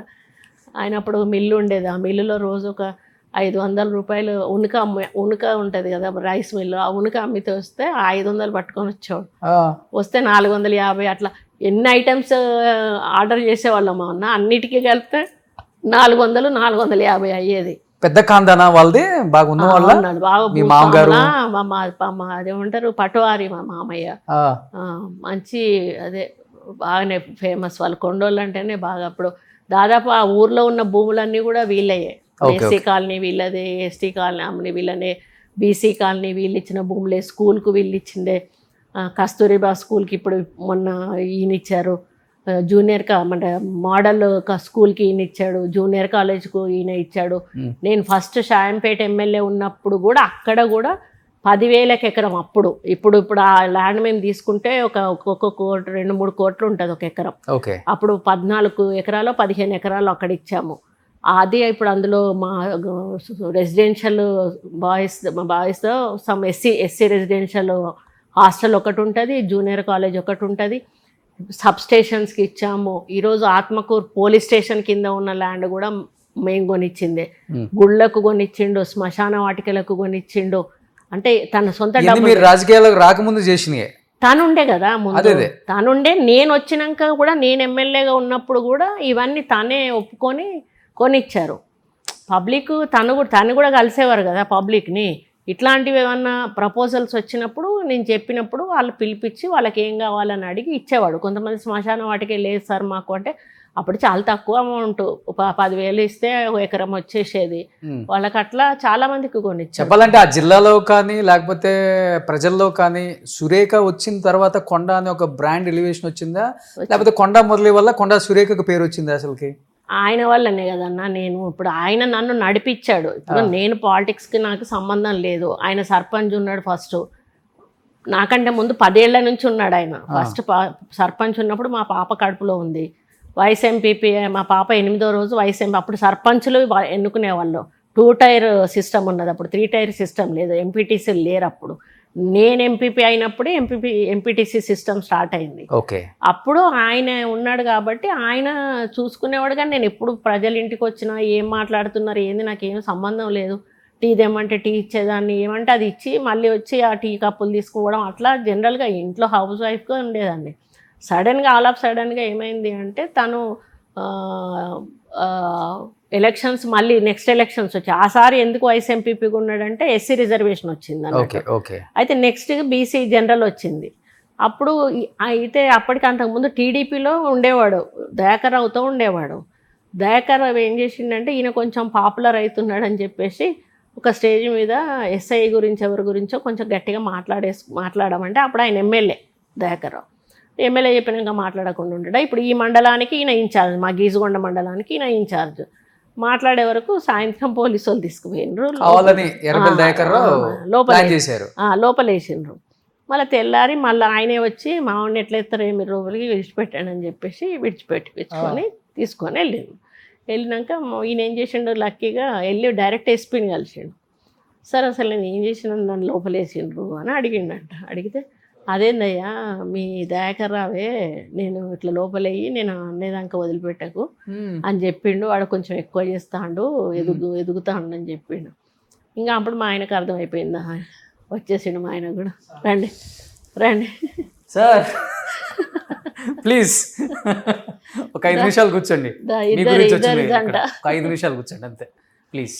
రండి. ఎవర్ గ్రీన్ కాంబినేషన్ అన్నమాట. అలా చెప్తున్నారు మేడం, ఇలా ఎంట్రీ ఇచ్చేసారు. 100 సంవత్సరాలు అందుకనే ఇప్పటికి అలానే ఉన్నారు. కాదు మొదలైనా ఏం తింటారు అన్న, ఎంత స్ట్రాంగ్ గా ఉంటారు మనిషి ఎప్పుడు కూడా. ఆయన ఏమి తినడు కాబట్టి అట్లుంటాడు ఆయన. ఫుడ్ అందరు పిచ్చి పిచ్చిగా తింటారు కదన్నా, ఆయన తినడు, అస్సలు తినడు. ఓకే, తక్కువ తింటాను, చాలా తక్కువ తింటాడు. సురేఖమ్మ చెప్తున్నారు 5-6 సంవత్సరాలు నా గురించి పోరాడి పోరాడి పోరాడి పెళ్లి చేసుకున్నారు. మీలో నచ్చిన క్వాలిటీ ఏంటంటే మురళి గారు మీరు వచ్చేసారు, ఏం నచ్చింది సురేఖ గారు అంత మంచి క్వాలిటీ? ఇంట్లో నన్ను పట్టుకొని ఇక్కడ కాదు, అప్పుడు పెళ్లికి ముందు క్వాలిటీ ఏం చూసి నచ్చింది నన్ను అని అడుగుతా ఉన్నారు. ఇంతకన్నా బాగా అందమైన వాళ్ళు కూడా నన్ను లవ్ చేసిన అక్కడ. నేనంటే పడితే వచ్చేది ఎల్బీ కాలేజీలో. ఓకే, అమ్మాయిలు ఏదో కొండ సురేఖనే చేసుకుందాము అనే నిర్ణయానికి వచ్చిన నేను. ఓకే, మా శరత్ అంటోడు ఒకడు ఉండే, అంటే మా కజిన్ బ్రదర్, వాళ్ళ కజిన్ అని చెప్పిండ్రు. అప్పటివరకు నేను అండర్గ్రౌండ్ వెళ్ళిపోదాము అనే నిర్ణయానికి వచ్చిన. వస్తే నాతోనే లెఫ్ట్ ఐడియాలజీ అన్న, అప్పుడు ఆర్ఎస్యూ అనేది ఉండేది కదా, రాడికల్ స్టూడెంట్స్ యూనియన్ అని, దానికి అందులో ఉండేటోడు. అప్పుడు నాతోని వాళ్ళు చెప్పాను, రాఘవేందర్ రావు ఆర్కే వీళ్ళంతా ఏం చెప్పినంటే నువ్వు ఉండలేవురా, పెళ్లి చేసుకుందాము అంటే ఎవరుతున్నది రా అని అడిగిన నేను. ఇంతలో మేమేం చూపించారు. ఓకే, అంతే చేసేసుకున్నారు. అట్లా ఒక 2 ఏళ్ళు చాలా కష్టపడవలసి వచ్చింది. నేను పొద్దుట వెళ్ళేసి తయారయ్యి ఆమెను కాలేజీ యొక్క బండి ఎక్కించి, అంటే బస్ స్టాప్ కాడ వచ్చేవాడు అన్న, పొద్దున 7 గంటలకి బస్ స్టాప్ కాడ నేను నిలబడితే బస్ ఎక్కినాక ఉండేవాడు. బస్ ఎక్కినాక నేను కాలేజీలో దిగినాక మళ్ళీ మిల్లు కాడికి పోయి మళ్ళీ తయారయ్యి ఫస్ట్ ఏమో లేచి చదివించారు. చదివించలే, చదువు నేనే చదువుకున్నా. కానీ నా దగ్గర నా ఎంటబడ్డం స్టార్ట్ అయిన దగ్గర నుంచి ఆయన డ్యూటీ ఏంటంటే మార్నింగ్ 7 గంటలకే నేను ఎక్కే బస్ స్టాప్ కాడికి వచ్చేవాడు. నేను బస్ ఎక్కినాక నా బస్ వెనకాల కాలేజ్ వరకు వచ్చి నేను కాలేజ్ దగ్గర దిగినాక ఈయన మళ్ళా అక్కడికి మిల్లు కాడికి వెళ్ళిపోయాడు. మిల్లులో రూమ్ ఉండేది, మళ్ళీ పోయి స్నానం చేసి మళ్ళీ డ్రెస్ వేసుకొని మళ్ళీ కాలేజ్కి వచ్చేవాడు. అయితే క్లాస్ రూమ్ లో కూర్చునేవాడు కాదు. మేము బయటకు వచ్చి చూసినప్పుడల్లా ఓసారి ఓ గద్దె మీద, ఓసారి ఓ కుర్చీ మీద, ఇక్కడ కనిపించేది కానీ క్లాస్ లో కనిపించేవాడు కాదు. లేకపోతే మా కిటికీకి అవతల సైడు ఫుట్బాల్ కోర్ట్, ఏమంటారు వాలీబాల్ కోర్ట్ ఉండేది. వాలీబాల్ ఆడుకుంటా కలరింగ్ ఇచ్చేటోడు ఆ పక్కన. నా కిటికీ పక్కనే నేను కూర్చునేదాన్ని ఈయన కనపడేటట్టు. ఇంకా తర్వాత మాట్లాడుకోవడం స్టార్ట్ అయినాక మాత్రం నేను కాలేజ్కి వెళ్ళడమే మానేసిన. ఇద్దరం కలిసి డైరెక్ట్ అక్కడ ఐస్ క్రీమ్ పార్లరు, ఆ పార్లర్ పేరు ఏదో ఉంది కానీ బాగా ఫేమస్ అన్నట్టు, బాగా ఫేమస్. లేదు, సినిమాలు చూసేవాళ్ళు. ఇన్ని సినిమాలు చూస్తే ఒక్క పాట కూడా పాడరా? ఆయనకి ఇష్టమైన పాట ఏంటో అడగండి. మీకు ఇష్టమైన పాట ఏంటన్నా? నాకు పాటలు రావన్నా, నేను సినిమాలు చూడా, టీవీ చూడా. చిన్నప్పుడు అన్ని సినిమాలు అంతే. సురేఖ గారు ఒక మంచి పాట మీరు ఏదన్నా మురళి గారి కోసం పాడండి. నాకు అంటే పాటలు గుర్తుండవు. గుర్తుకు రాదు నా కళ్ళకు ముందు నువ్వు ఉండగా, అసలేం తోచదు నాకు నిమిషం కూడా నిన్ను చూడక నీలో ఉంది నా ప్రాణం అది నీకు తెలుసుగా. నాలో నువ్వు దూరమైతే అందులో ఉన్న ధృవాలో ఒక పాట ఉంటది, ధృవాలదా ధృవాలది కూడా ఒక పాట ఉంటది. కానీ అప్పటికి ఇప్పటికి సేమ్ ఆ ప్రేమ, ఆ అనురాగం, ఆ అండర్స్టాండింగ్ కపుల్స్ మధ్య ఉండటం చాలా కష్టం, ఎస్పెషల్లీ అంటే రాజకీయాల్లో. నేను ఎవరికైనా ఏం అడ్వైజ్ ఇస్తా అంటే అన్న, ఒకరు కోపంతో ఉన్నప్పుడు ఒకరు శాంతంగా ఉండాలి, అప్పుడు సెట్ అవుతుంది. ఇద్దరం రేజ్ అయితే ఎక్కడికో వెళ్ళిపోతుంది. ఇప్పుడు ఉమ్మడి కుటుంబాలు ఉన్నప్పుడు ఏమవుతుంది అంటే కొంచెం ఆ గొడవ పెద్దదైనప్పుడు పెద్దవాళ్ళు కలగజేసుకుంటారు, ఓకే సర్దు మనుగుతుంది. కానీ ఇప్పుడు జంటలన్నీ కూడా ఇండిపెండెంట్గా ఉంటున్నాయి కాబట్టి ఆ సర్ది చెప్పే వాళ్ళు లేక ఈ డైవర్స్లు ఎక్కువైతున్నాయి. అది ప్రాబ్లం, అది దాని మెయిన్ అది. కానీ రాజకీయాల్లోకి పంపిద్దాం సురేఖమ్మని, రాజకీయాలలో ఒక ఎమ్మెల్యేగా కంటెస్ట్ చేపిద్దాం అన్నప్పుడు అనిపించిందా ఆమె ఈ స్థాయికి రాగలరు?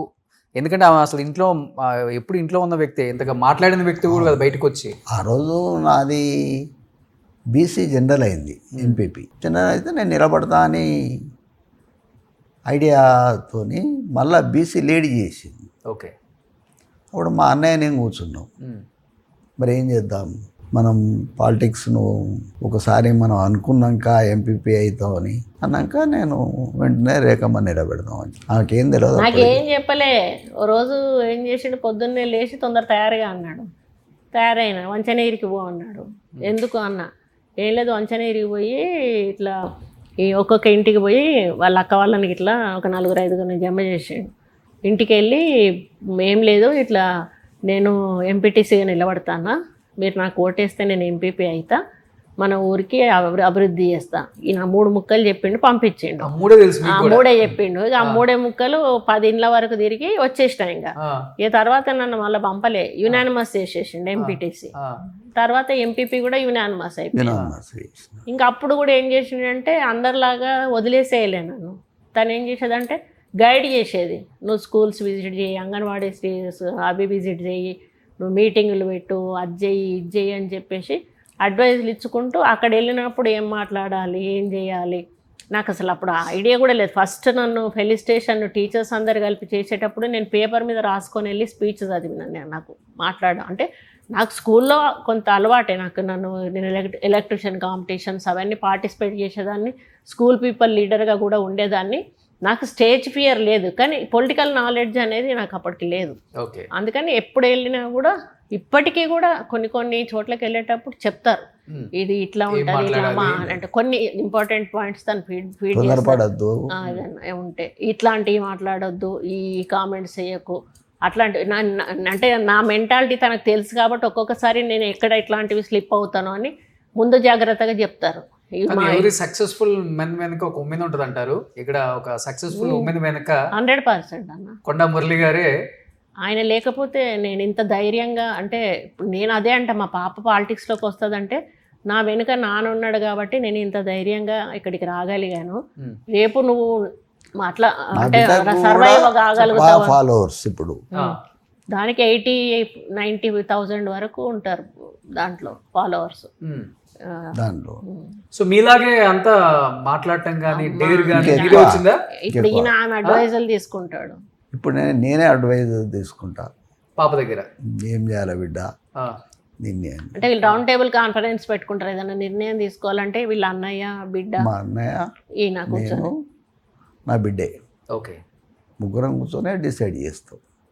కానీ మురళి గారు మీ లైఫ్లో మీరు పడిన కష్టం అంటూ ఏమి లేదు, బాగా కష్టాలు చూశారు మీరు. కొండా మురళి గారు అంటే 2 తెలుగు రాష్ట్రాలలో కొత్తగా మాట్లాడుకోవాల్సిన అవసరం లేదు, ఒక బ్రాండ్ అంతే. ఆ బ్రాండ్ క్రియేట్ చేసుకున్నారు, అది మంచి చేసి క్రియేట్ చేసుకున్నారు, లేకపోతే ఎదిరించి క్రియేట్ చేసుకున్నారు కొంత. బట్ మీ లైఫ్లో మర్చిపోలేదు అంటే మీ మీద ఫైరింగ్. ఎస్ సార్, ఆ రోజు సంఘటన అసలు ఏంటి సార్, ఎలా జరిగింది, ఎలా తప్పించుకోగలిగారు అసలు మీరు? నాకు అంతకుముందే ప్రాక్టీస్ వచ్చు, నాకు రివాల్వర్ లైసెన్స్ ఉండే 83లో నేను లైసెన్స్ తీసుకున్నాను. ఓకే, నేను ఎప్పుడైతే సారా కాంట్రాక్ట్ పట్టినో, సారా కాంట్రాక్ట్ కూడా నర్మేట, తరి, ఉప్పుల అంతా నాకు స్టేట్ ఏరియా, ఎవడు పట్టలే. నేను 13,000కే పట్టుకున్నా. మంత్లీ 13,000 పేమెంట్, 3 మండలాలు. అయితే ఎప్పుడైతే దయాకర్రావు నుంచి విడిపోయిండో తర్వాత లైసెన్స్కి అప్లై చేసి లైసెన్స్ తీసుకున్నాం. ఓకే. ఇక తీసుకొని స్టార్ట్ చేసాడు. ఇక అప్పటి నుంచి ప్రాబ్లంలు ఏవి వచ్చినా కూడా నా దగ్గరికి వస్తారు. నేను అందరికి ఒక నమ్మకం ఏంటంటే కొండమూరి మాట ఇస్తే తప్పడు. ఓకే. నన్ను పైసలు అడిగారు ఎవరు, ఓకే. ఒక మాటి అని అడుగుతా అంటారు. ఓకే. ఇక మాట ఇస్తా అనుకో, తల మెడ పోయినా తాకట్టు పర్వాలేదు, తాకట్టు పెట్టైనా చేస్తాడు. ఓకే. అంటే దీనికి ఒక ఎగ్జాంపుల్ చెప్తా మీకు. విమల అని ఆయన పేరేంటన్నా, ఆయన వాళ్ళ నాన్న పేరు ఏం పేరు? మన విమల కూడా కాదు, అమ్మాయి పేరు ఏదో సినిమాలో ఆయన పాట యూజ్ చేసుకున్నందుకు పైసలు తీసుకున్నాడు అన్న ఆయన. ఐఎస్ఆర్సీపీలో పాటలు రాసుకుంటా ఉంది, ఆమె పేరు ఏమో ఉంది. వాళ్ళ కొడుకుకి రిఫండ్ అన్నట్టు. ఓకే. ఆ అబ్బాయిని తీసుకొని మన దగ్గరకు వచ్చింది, ఈయన దగ్గరికి. అన్న నా కొడుకు ఆపరేషన్ చేపియాలి. ఆమె ఆల్రెడీ అంతకుముందు అప్పుడు రాజశేఖర రెడ్డి గారు అది పెట్టారు కదా ఆపరేషన్. వాళ్ళు ఏంటంటే 100% సక్సెస్ అయిన వాటికి ఆటోమేటిక్గా గవర్నమెంటే చేస్తుంది. వాళ్ళు కాదు, ఈ బాబుకు సక్సెస్ కాదు అని ఆమెకి చెప్పారు. చెప్పినాక కూడా ఈయనను వచ్చి కలిసింది. అంటే ఇట్లా చేపియాలన్న అంటే దానిదే ఉంది, చేపిచ్చేస్తారు అని చెప్పిన అన్ని లోపలికి వచ్చి ఇట్లా పాపం దానికోసం వచ్చింది ఇట్లా చెప్పిన అని అన్నాడు. అంటే దానికి ఎంత అవుతుందో ఆపరేషన్కి మీకు తెలుసా అని అన్న. ఏమన్నది 1,00,00,000-1,50,000 అవుతుంది అన్న. 8 లక్షలు అవుతాయి అని చెప్పిన నేను. అది ఎన్ని సంవత్సరాల క్రితం, 20 సంవత్సరాల 15 సంవత్సరాల క్రితం 8 లక్షలు అవుతాయి అని అన్నాడు. అంటే అవును అని. ఇక మరి ఏం చేయాలో, మాట ఇచ్చినాం కదా అని. ఇంతకు 8 లక్షలు ఖర్చు పెట్టి చేపిస్తే ఫెయిల్ అయింది ఆపరేషన్. అది సక్సెస్ కాదు అని ఆ పిల్లకి తెలుసు. ఆ పైసలు ఆ పిల్లోడి పేరు మీద వేసినా ఉండేటివి. అన్నందుకు ఆ మాటకు ఇచ్చేసిండు. 8 లక్షలు ఇచ్చి ఆపరేషన్ చేయించిండు. అట్లనే ఇస్తాడండి. ఈయన మైక్ పట్టుకున్నాడంటే బిడ్డ అన్న, వంగపండు వాళ్ళ కూతురు ఆమె. సో ఎవరైనా మాట ఇచ్చారంటే ఇంకా వెనక తగ్గాడు. ఆస్తమైనా సరే చేయాల్సి. అది ఇప్పుడు కూడా అంతే అన్న. కదన్నా, ఇప్పుడు అంత మంచి పనులు చేసి, అంత మంచి కార్యక్రమాలు చేసి, డెవలప్మెంట్ వైజ్ కావచ్చు, ప్రజలకు మంచి కోరుకునే వ్యక్తి కొండా మురళి గారు అంటే ఎందుకు మీ మీద ఫైరింగ్ చేసి మిమ్మల్ని చంపేయాలని చూసారు అసలుకి? అంటే అప్పుడు నేను కూడా చాలా మర్డర్లో ఇన్వాల్వ్ అయినా. ఓకే. అందులో ఒకరు వీళ్ళు, వాళ్ళు జనశక్తి అని నాకు తెలియదు. వాళ్ళు జనశక్తి జిల్లా కమిటీ ప్రెసిడెంట్ అని నాకు తెలియదు. అప్పుడు నేను మావోయిస్ట్ పీపుల్స్ వార్ సపోర్టర్. వాళ్ళు చెప్పారు వాళ్ళకు వీళ్ళకు పడది, వీళ్ళకు కొంచెం పోలీస్ ఇన్ఫార్మర్లు జనశక్తి వాళ్ళు, వీళ్ళు వాళ్ళకు వీళ్ళకు పడదు. ఫైరింగ్ కూడా చేసుకున్నారు చాలాసార్లు. వాడిని కొట్టేరా అంటే కొట్టేసిన నేను. బస్ స్టాండ్లో, వరంగల్ బస్ స్టాండ్లో సైలెన్సర్ పిస్టల్ పెట్టి మన వాళ్ళు పోయి కొట్టేసాను. ఆ తర్వాత తెలిసింది నాకు వాడు ఇంత పెద్ద టార్గెట్ చేసి వాళ్ళ రాష్ట్ర కమిటీ అది చేసి నన్ను చంపాలని రాము వచ్చిండు. ఎన్కౌంటర్ అయిపోయిండు మన మొగడు. ఈమె ఏనైనా నా దాంట్లో సీతక్క. ఓకే. అప్పుడు నన్ను చూసి చెట్టు కింద పోయి దాక్కునేది సీతక్క ఫిట్నెస్కు. అవును. అప్పుడు నేను చెప్పిన వీళ్ళు ఎవరినైనా గుర్తుపడతాం అంటే ఎవరిని బట్ట అని చెప్పిన నేను. ఎందుకంటే దాని తర్వాత నేను అందరినీ చంపేసిన. ఆ పరిస్థితి కల్పించి ఎక్కడ అంటే ఇప్పుడు భారతంలో రామాయణంలో ఏం చెప్పారక్క, తనకు మించిన ధర్మం లేదు. ఇప్పుడు ఎక్కడైనా కూడా మనల్ని రక్షించాలి, మన మీదకి మనల్ని చావు వస్తుంది అంటే ఎదుటి వాళ్ళని చంపమనే భారతంలో కానీ రామాయణంలో కానీ మనం. ఎన్ని రౌండ్లు ఫైరింగ్ చేశారు మీ మీద? 47 అన్న. 47. అంటే నేను 47లో బాడీలో అంటే నేను అప్పటికి జాకెట్ బుల్లెట్ మిలిటరీకి లేదు బుల్లెట్ ప్రూఫ్ జాకెట్. వీళ్ళ కజిన్ అమెరికాలో ఉంటే తెప్పించుకున్నాడు బుల్లెట్ ప్రూఫ్ జాకెట్. అప్పుడు బుల్లెట్ ప్రూఫ్ జాకెట్ ఆయన ఫ్రీగానే పంపించాడు. అప్పుడు వాళ్ళ 30 మన వాల్యూ 30,000 అప్పుడు అంత అమెరికన్ వాల్యూ. అమెరికా నుంచి బుల్లెట్ ప్రూఫ్ జాకెట్ కూడా వేసుకున్నారు. జాకెట్ వేసుకునే బయటకు వచ్చేది నేను. ఎప్పుడు రోజు బయటకు వచ్చిన అయితే ఎవరికి తెలియదు, నేను లాల్చీ చేస్తా కాబట్టి. ఓకే. ఇది పెట్టుకుంటా కాబట్టి ఇది బుల్లెట్ ప్రూఫ్ అని ఎవరికి తెలియదు. ఓకే. అందరికీ కామన్గానే అవుపడేది అది. వాళ్ళు ఫైరింగ్ చేస్తా పోయిండ్రు. వాళ్ళు బాడీకి కొడతా పోయినరు అన్న, బాడీకి ఇక్కడ మొత్తం. వెనక కొడతా, ఎక్కడ కొట్టినా ఇక ఆయనకి వాడు తగులుతలేదు. తరుగుతలేకపోతే నేనేం చేసిన, నా వెపను బండ్లు ఉండిపోయింది, డ్రైవర్ పారిపోయాడు. అంబాసిడర్ కారు ఉండే నాకు, పారిపోయాడు వాడు. ఇక నేను వాళ్ళది గుంజుకొని వెంటనే ఫైర్ చేసిన. ఓకే. ఒకటి చచ్చిపోయిండు, ఒకటికి కాలుకి దెబ్బ తగిలింది, ఒకరికి కాలుకు దెబ్బ తగిలింది. ఈయన పడిపోతలేడు. నేను ఎక్స్పర్ట్ ఫైర్ చేస్తా, ఇప్పుడు కూడా బాగా కొడతా నేను. అయితే వాళ్ళల్లో వాడు ఏమైందంటే, కింద పడ్డోడు ఎవడైతున్నాడో వాడు ఈ దెబ్బ తినున్నాడు, ఒకడు చచ్చిపోయి ఉన్నాడు. ఈయన ఎన్ని కొట్టినా పడతలేడు. ఇంకా వాడు అరవడం స్టార్ట్ చేసిండట, అరే వాడు రావట్రా, మనల్ని చంపుతాడు, మనం బోదాం పాండి. వాడు ఆగం 47 రౌండ్లు కూడా బాడీకే కాల్చారు. బాడీ కంటే ఇక ఆయన ఇట్లా ఇట్లా అంటా ఉంటే రిస్ట్లలో కూడా ఇండ్ల నుంచి లోపలికి పోయింది. ఒక రిస్ట్ లో ఉంటది అన్న. ఇప్పుడు ఒక రిస్ట్ లో ఉందా? లేదన్నా, ఇక్కడ ఉంటది. ఈ రిస్ట్ లో ఉంటది, రైట్ రిస్ట్ లో ఉంటది. ఇక్కడ ఒకటి ఉంటది, ఇక్కడ చిన్న మెదడు దగ్గర ఒకటి ఉంటది, ఇక్కడ ఒకటి వచ్చి ఉండే. ఇక్కడ నుంచి కొడితే నాకు ఇటు వచ్చింది. ఏ నరువుకు తగ్గకుండా అదృష్టం కొద్ది అటు వెనక నుంచి వచ్చింది. వచ్చి అంటే కింద పడిపోయినాక లాస్ట్ ఫైరింగ్ అన్నట్టు లాస్ట్ ఏం ఫైరింగ్ చేసిండు, చేసిండు వాడు. అది కొట్టినాక ఏం చేసిండంటే కాలు నా మీద పెట్టి ఛాన్సెస్ స్పీచ్ ఇచ్చిండు. నేను జనాలు చూస్తా ఉన్నా. అప్పటికి ఇది దెబ్బతిని ఉన్నది కన్ను నుంచి మొత్తం కారుతున్నది. ఇక మొత్తం బాడీ అంతా బ్లడ్ అయిపోయింది. వైట్ డ్రెస్ అన్న, వైట్ లాల్చి పైజామా, మొత్తం వేస్తా. కింద అన్ని కలర్ ముగ్గుల పోటీల కానీ వచ్చిండు ఆ రోజు. 26 బాడీలో 4 ఉన్నాయి, 3 ఉన్నాయి. ఇదొకటి తీసేసిండ్రు అన్న. తీసేసారా? 4 ఉన్నాయి. ఇదొకటి మాత్రం ఇట్లా పాయింటెడ్ గా ఉండే, ఇట్లా గుచ్చుతా ఉండే, పడుకోవడానికి ఇబ్బంది ఉండే, అది తీసేసిండు. మిగిలినవి తీసేయమంటే ఎందుకు, ఫారెన్ బాడీస్ కి ఇబ్బంది అవుతుంది, బాడీలో ఏమి ఇబ్బంది కదా, అన్ని నరువు సిస్టమ్ లాబట్టి కూర్చున్నాయి. ఓకే. అవి మీకు అవి ఐరన్ కాదు కదా, లెడ్. అది లెడ్ మీకేం కాదు, తుప్పు పట్టుడు అటువంటిది ఏం చేయదు అది. కాబట్టి ఇప్పటికీ ఇబ్బంది ఏం లేదు నాకు. కాకపోతే ఎంఆర్ఐ ఇది 93 అనుకుంటా, 93లో, నేను 91, 93లో 33 ఇయర్స్. 33 ఏం కాదా మీకు? దానివల్ల ఏమి సైడ్ ఎఫెక్ట్స్ లేవు. ఉండవు. కాకపోతే ఈయనకి ఎంఆర్ఐ తీయడానికి లేదు. ఎంఆర్ఐ తీస్తే ఇందులోంచి అది చీల్చుకొని బయటకు వచ్చేస్తుంది. అది గూస్తూ ఉంటాయి నన్ను. ఇప్పుడు ఎంత సీరియస్ అయినా ఎంఆర్ఐ తీయడానికి లేదు. అందుకే కరెక్ట్గా ఇక్కడ ఉంది మీకు. ఇప్పుడు చిన్న మెదడు పక్కన ఉంటుంది ఇక్కడ. మీకు ఎక్స్రేలో కనిపిస్తుంది, ఎక్స్రేలు ఉన్నాయి, ఇప్పుడు లేవు. కానీ అక్కడ చిన్న మెదడులో ఒక బుల్లెట్ ఉంది, దాన్ని తాకి అట్నే పట్టుకొని ఉంది. అది కూడా ఎంత అదృష్టవంతులు మీరు అసలుకి. 33 సంవత్సరాలు 20 రోజులు చిన్న మెదడులో బుల్లెట్ ఉండి, అంటే బుల్లెట్ కూడా చిన్న మెదడు తాకుంది, పక్కనే టచ్ అయ్యే ఉంటుంది. అంటే ఎన్ని మంచి పనులు చేస్తే దేవుడు వరం ఇచ్చాడు మీకు. దాన ధర్మాలన్నా, దాన ధర్మాలు. నేను ఇప్పటికీ మా అమ్మ పేరు మీద ఎవడు అడిగినా కూడా వానికి చేస్తాను. మా అమ్మ అదే ఇప్పుడు చెప్పాను కదా, ఇచ్చిన జాగాలన్నీ కూడా తల్లిదండ్రుల పేరు మీదనే. ఇచ్చిన టెంపుల్స్ కు కన్స్ట్రక్షన్ కు డబ్బులు ఇచ్చినా కూడా తల్లిదండ్రుల పేరు మీదనే. వాళ్ళ పేరు పెడతానంటే 1 నిమిషంలో ఇచ్చేస్తా వెంటనే. ఓకే. నేను కూడా ఒక ఇల్లు కడదాం అనుకుంటున్నాను. అమ్మ నాన్న పేరు ఫోటోలు చూశాను బయట.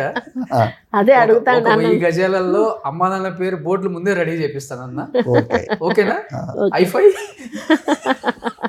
డెఫినెట్ అన్న, నా వంతు సాయం నేను చేస్తా. 100% అన్న చేస్తాడు. ఆయన 1000 గజాలలో యాంకర్ రోషన్ కి వాళ్ళ అమ్మ వాళ్ళ నాన్న పేరు పెడతాను కాబట్టి ఇల్లు కట్టిస్తానని. ఇల్లు మొత్తం కట్టిస్తాం కాదు, తన వంతు సహాయం నా వంతు సాయం చేస్తా. నా వంతు సాయం చేస్తా. తన బిడ్డకే ఒక కోరిక ఉంది, ఇప్పుడు ఇంకా అదే తీర్చలేకపోతున్నాను బాధపడతాడు. దానికి ఏంటంటే పురాతన కాలం లాంటి ఇట్లా మన అదేమంటారు చతుర్శాల భవంతి అంటారు కదా, చుట్టూ మాకుండేది. మా ఊర్లో అదే ఉండేది. ఇప్పుడు అది లేటెస్ట్ కదా, చాలా మంది అట్లా కట్టించుకుంటున్నారు కదా, దానికి అట్లా కట్టుకోవాలని కోరిక. ఈయనకేమో అచ్చి రాలేదు మనకు ఆ ఇల్లు వద్దు అని ఈయన అంటాడు. కానీ దానికి మా ఇంట్లోకి బేడీలు వేసుకున్నాను తీసుకుపోయినా ఆ ఇంట్లో అప్పుడు. ఆ తర్వాత ఆ ఇంట్లో పడుకోలే నేను. ఇప్పుడు ఆ ఇల్లు బయటకు వదిలేసి మళ్ళా ఇల్లు కట్టినాం. మళ్ళా కాంపౌండ్ వేరే పెట్టి ఇల్లు కట్టుకున్నాం మళ్ళీ ఆ ఊర్లో. జాగంతా వదిలేసిన. వేరే వాళ్ళకి ఇచ్చేసింది ఇంకా. అక్కడ ఉన్న వాళ్ళందరికీ ఇంకా కానీ ఎనలేని ప్రేమ సంపాదించుకుందాం మురళి అన్న, అది మాత్రం చెప్పగలం. చిన్న పిల్లోడిని అడిగినా కానీ మురళి గారు అంటే మీరు చెప్పే ఎన్ని బుల్లెట్లు సౌండ్లు అవన్నీ పక్కన పెడితే ఒక మంచి పేరు. ఇప్పుడు ఇప్పటికెప్పుడన్నా మేము అవుట్ ఆఫ్ కంట్రీస్కి పోతాం కదన్నా, ఎవరో ఒక పిల్లోడు వస్తాడు, గబుక్కున కాలు మొక్కుతాడు, మొక్కినాక ఎవరు బాబు నువ్వు అంటాడు. అంటే సార్ ఆ రోజు నేను మా సర్టిఫికేట్స్ కాలేజీలో డబ్బులు లేకపోతే ఇవ్వకపోతే మీరు 1,00,000 రూపాయలు ఇచ్చారు సార్, ఆ 1,00,000 రూపాయలు తీసుకొని నా సర్టిఫికేట్స్ తీసుకొని నేను ఇక్కడ వచ్చి చదువుకున్నాను సార్. వరంగల్లో ఏ కాలేజీకి ఫోన్ చేసినా, ఏ హాస్పిటల్కి ఫోన్ చేసినా నేను చెప్తే వెంటనే తక్కువ చేస్తారన్న. ఇవాళ కూడా ఓకే, ఆ మర్యాద ఉంది నాకు, ఆ గౌరవం ఉంది. ఏ ఫుడ్ తీసుకుంటున్నారు? మనిషి కూడా చాలా స్ట్రాంగ్గా ఉన్నారన్న ఇప్పటికి కూడా. నాన్ వెజ్ మానేసిండ్రు, వెజ్ నేను తింటాను. నాన్ వెజ్ తక్కువ తింటానన్న, వెజిటేరియన్ ఇప్పుడు ఎక్కువ తింటున్నా. అందుకే మంచి కలర్ కూడా వచ్చారు. తక్కువ తింటున్నా. ఓకే, కాబట్టి ఆటోమేటిక్గా అన్ని పార్ట్స్ అదైపోయినాయి. ఇవి కరెక్ట్ వర్కౌట్ చేస్తాయి. ఓకే, ఇప్పుడు బయట కూడా అన్న మనం ఏది తినాలన్నా భయం అవుతుంది. మేము బయట తినన్నా, హోటల్కి పోను. ఇప్పుడు ఇప్పటికి హోటల్ ఇప్పుడు ఏంటి మీకు టైం పాస్ అంటే మనవడితో మనవరాలతో ఆడుకోవటం ఇదేనాక పబ్లిక్తో ఉంటా కదన్న. అక్కడ ఆడ రోజు నాకు 300 నుంచి 400 మంది ఉంటారు. ఆ పక్క భోజనాలు ఒక టెంట్ ఉంటుంది, ఆడ భోజనాలు పెట్టిస్తా వాళ్ళకు. నిత్యాన్నదానం. భోజనాలు పెట్టిస్తాను. లేదు చికెనే. ఓకే, ఫాలో అవుతున్నారు ఇప్పుడు బాగానే రాజకీయాలు.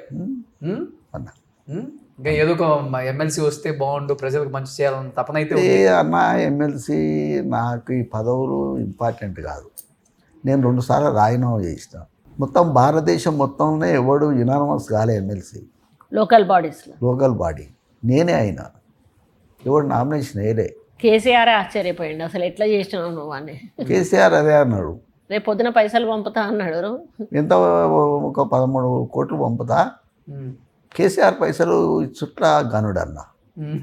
ఇచ్చేవాడు, ఖర్చు పెట్టుట్లా గనుడు. అవునా? వెనక ముందు ఆడేవాడు. అలా వెనక ముందు ఆడాడు. ఓకే, మురళి నువ్వు చట్టబద్ధంగా చేయి, అప్పటి వరకు అందరిని లోపటేసేసినా అయిపోయింది. నేను పోయి నా గుడికాడ ఉన్నా.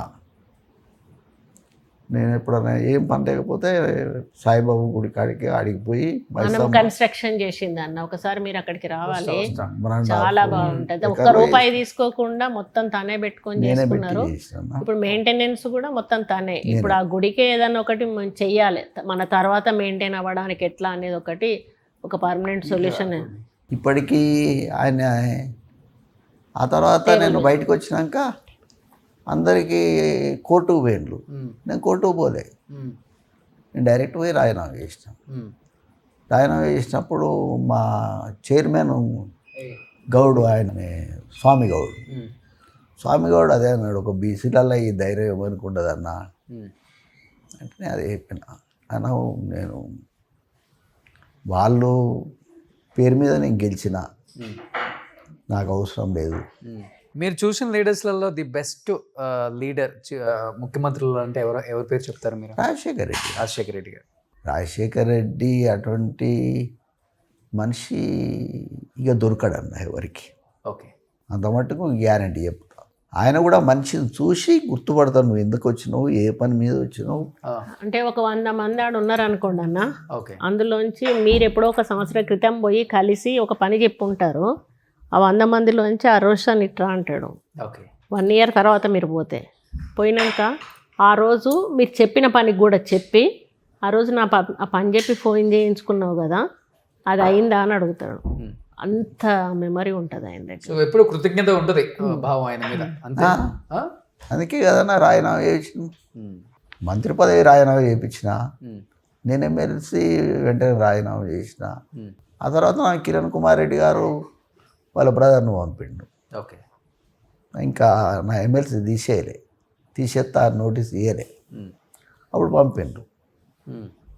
పంపినప్పుడు డైరెక్ట్ చెప్పిన నేను ఓకే వాళ్ళ బ్రదర్కు, నువ్వు ఉంచింది నాకా అన్న, నేను రేఖమ్మకు మళ్ళీ మంత్రి పదవి ఇస్తా, మంత్రి పదవి ఇస్తా, నీకు ఎమ్మెల్సీ అట్టే ఉంచేస్తా రా అంటే ఆ అన్నకు నాకేం లొల్లి లేదు. ఇంటికి పోయి చెప్పొచ్చు నేను కిరణ్ అన్నకు, అన్న నీకు నాకేం లొల్లి లేదు, రోషే ఉన్నప్పుడు లొల్లి పెట్టుకున్నది వాస్తవం. ఆయన నన్ను చంపాలని ఆలోచన చేసి టీఆర్ఎస్ వాళ్ళతోనే ఆడ ఫైరింగ్ చేయించిండు 100 రౌండ్లు మహబాద్లో 100 రౌండ్లు ఫైర్ చేసిండు మా వాళ్ళు ఆ రోజు. ఏది కేవలం రాజకీయంగా ఎదుర్కోలేకే మురళి అనే వ్యక్తిని, అంతే కదా ఇదంతా. ఎస్ ఇప్పటికి కూడా నన్ను ఎదుర్కొనడం కష్టం అన్న. నా ఆలోచనలు వేరే ఉంటాయి, నా పద్ధతులు వేరే ఉంటాయి. నేను ఆలోచన చేస్తే వేరే పద్ధతి ఉంటుంది, దానికి తిరుగు ఉండదు. మళ్ళీ చాలు మంచి రాజకీయం చేశారు, హెల్ప్ అందరికీ మంచి హెల్ప్ చేశారు. అవును ఆ? అవును. పరిపూర్ణ జీవితం అంటారు కదా, అది అనుభవించారు కదా మీరు, అనుభవిస్తున్నారు. పరిపూర్ణ జీవితానికన్నా ముఖ్యం నేను పడ్డ కష్టం నాకు గుర్తుకొస్తుంది. చిన్నప్పటి నుంచి ఆయన సుఖపడలేదన్న, చిన్నప్పటి నుంచి కూడా నన్ను నెల నెల ఎస్ఐబి వాళ్ళు తీసుకుపోయి ఇదే పని కొట్టదు కదా అని నన్ను నిలబెట్టిండ్రు. ఒక రౌండ్ అది ఉంటుంది, అలా ఏముండయి, ఈవెన్ ఫ్యాన్ ఉండదు, లైట్ ఉండదు, ఒక రౌండ్ది హోల్ ఉంటుంది అంతే, అందులో బయటకు చూసేందుకు ఉంటుంది పైన. దాన్ని బట్టి మనం ఇప్పుడు చీకటి పడ్డదా, వెలుగు ఉన్నదా, టైం ఎంత అనేది చూసుకోవాలి. అది చూసుకునేది. అట్లా నన్ను వాళ్ళు నేరా సదాయించిండు, అయినా నేను చెప్పకపోయేది. మాకు తెలియకపోయేదన్న 10 రోజులు ఎక్కడ ఉన్నాడు. మేము ఏబిఎస్ గారు అందరూ నేను బెంగళూరు ఉన్నా అని వీళ్ళు అనుకునేది. ఓ రియల్ హీరో. ఈయన ఎవరు? పెద్ద పెద్ద పెద్ద పులియా? పెద్ద పటేల్. పెద్ద పటేలా? ఈయన చిన్న పటేల్, ఆయన పెద్ద పటేల్. ఓకే. వద్దు దానేమో వరల్డ్ రికార్డ్ దేనిలో వచ్చింది? చెస్సా? అవన్నీ నావే అని చెప్పు. ఓ అవన్నీ నీకే వచ్చాయా? Yes yes. సూపర్ నాన్న, ఇంత టాలెంట్ ఉంది నీలో. So world book of records London certificate. ఇప్పుడు అది June 26కి ఇన్విటేషన్ వచ్చిందన్న. ఓకే. లండన్ పార్లమెంట్లో అది ఇస్తారు మాకు. ఓ ఎప్పుడు? ముందు ప్రూఫ్ పంపించారు వాళ్ళు. 26 జూన్కు అక్కడ 150 మెంబర్స్ ఇట్లాంటి వాళ్ళు అక్కడ ఫెలిస్ట్రేషన్ చేసి ఆ సర్టిఫికెట్ ఇచ్చి మెడల్ ఇస్తారు మనకి. మాస్టర్ శ్రీహాన్స్ మురళీ కృష్ణ పటేల్ అంటే ఎవరు? నేనే. ఓకే. నీకు వరల్డ్ బుక్ ఆఫ్ రికార్డ్స్ వచ్చిందా? ఎస్ అని చెప్పి. Yes yes. ఓ హ్యాపీగా ఉందా? బాగా హ్యాపీగా ఉందా? Yes very happy, very happy. చెప్పు. వెరీ హ్యాపీయా? లండన్ ఎప్పుడు వెళ్తున్నావు మరి? 26th June. వద్దు ఇది ఇది ఇది పెట్టకి ఇక. సో ఇది వరల్డ్ బుక్ ఆఫ్ రికార్డ్స్కి వెళ్ళింది అనమాట. సో లండన్కి వెళ్ళి మనోడు 26th లండన్ వెళ్తున్నారు. నిజంగా గ్రేట్. ఎంత చిన్న ఏజ్లో వరల్డ్ బుక్ ఆఫ్ రికార్డ్స్ అంటే మామూలు విషయం కాదు, గ్రేట్ అది.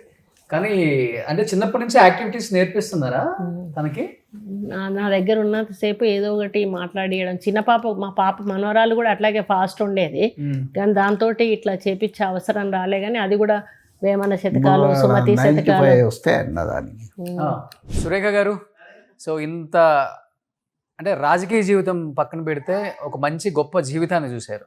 హస్బెండ్ వైఫ్ కావచ్చు, మీ ఫ్యామిలీ వైఫ్ కావచ్చు. అంటే మమ్మల్ని ఒక అంటే కాలం మమ్మల్ని కలిపిందన్న.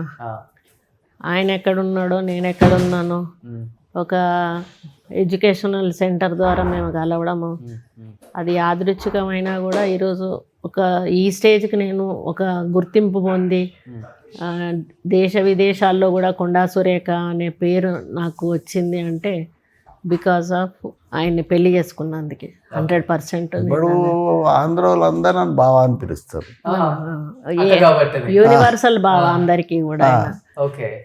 వాళ్ళు డైరెక్టర్ బావానే అని పిలుస్తారు.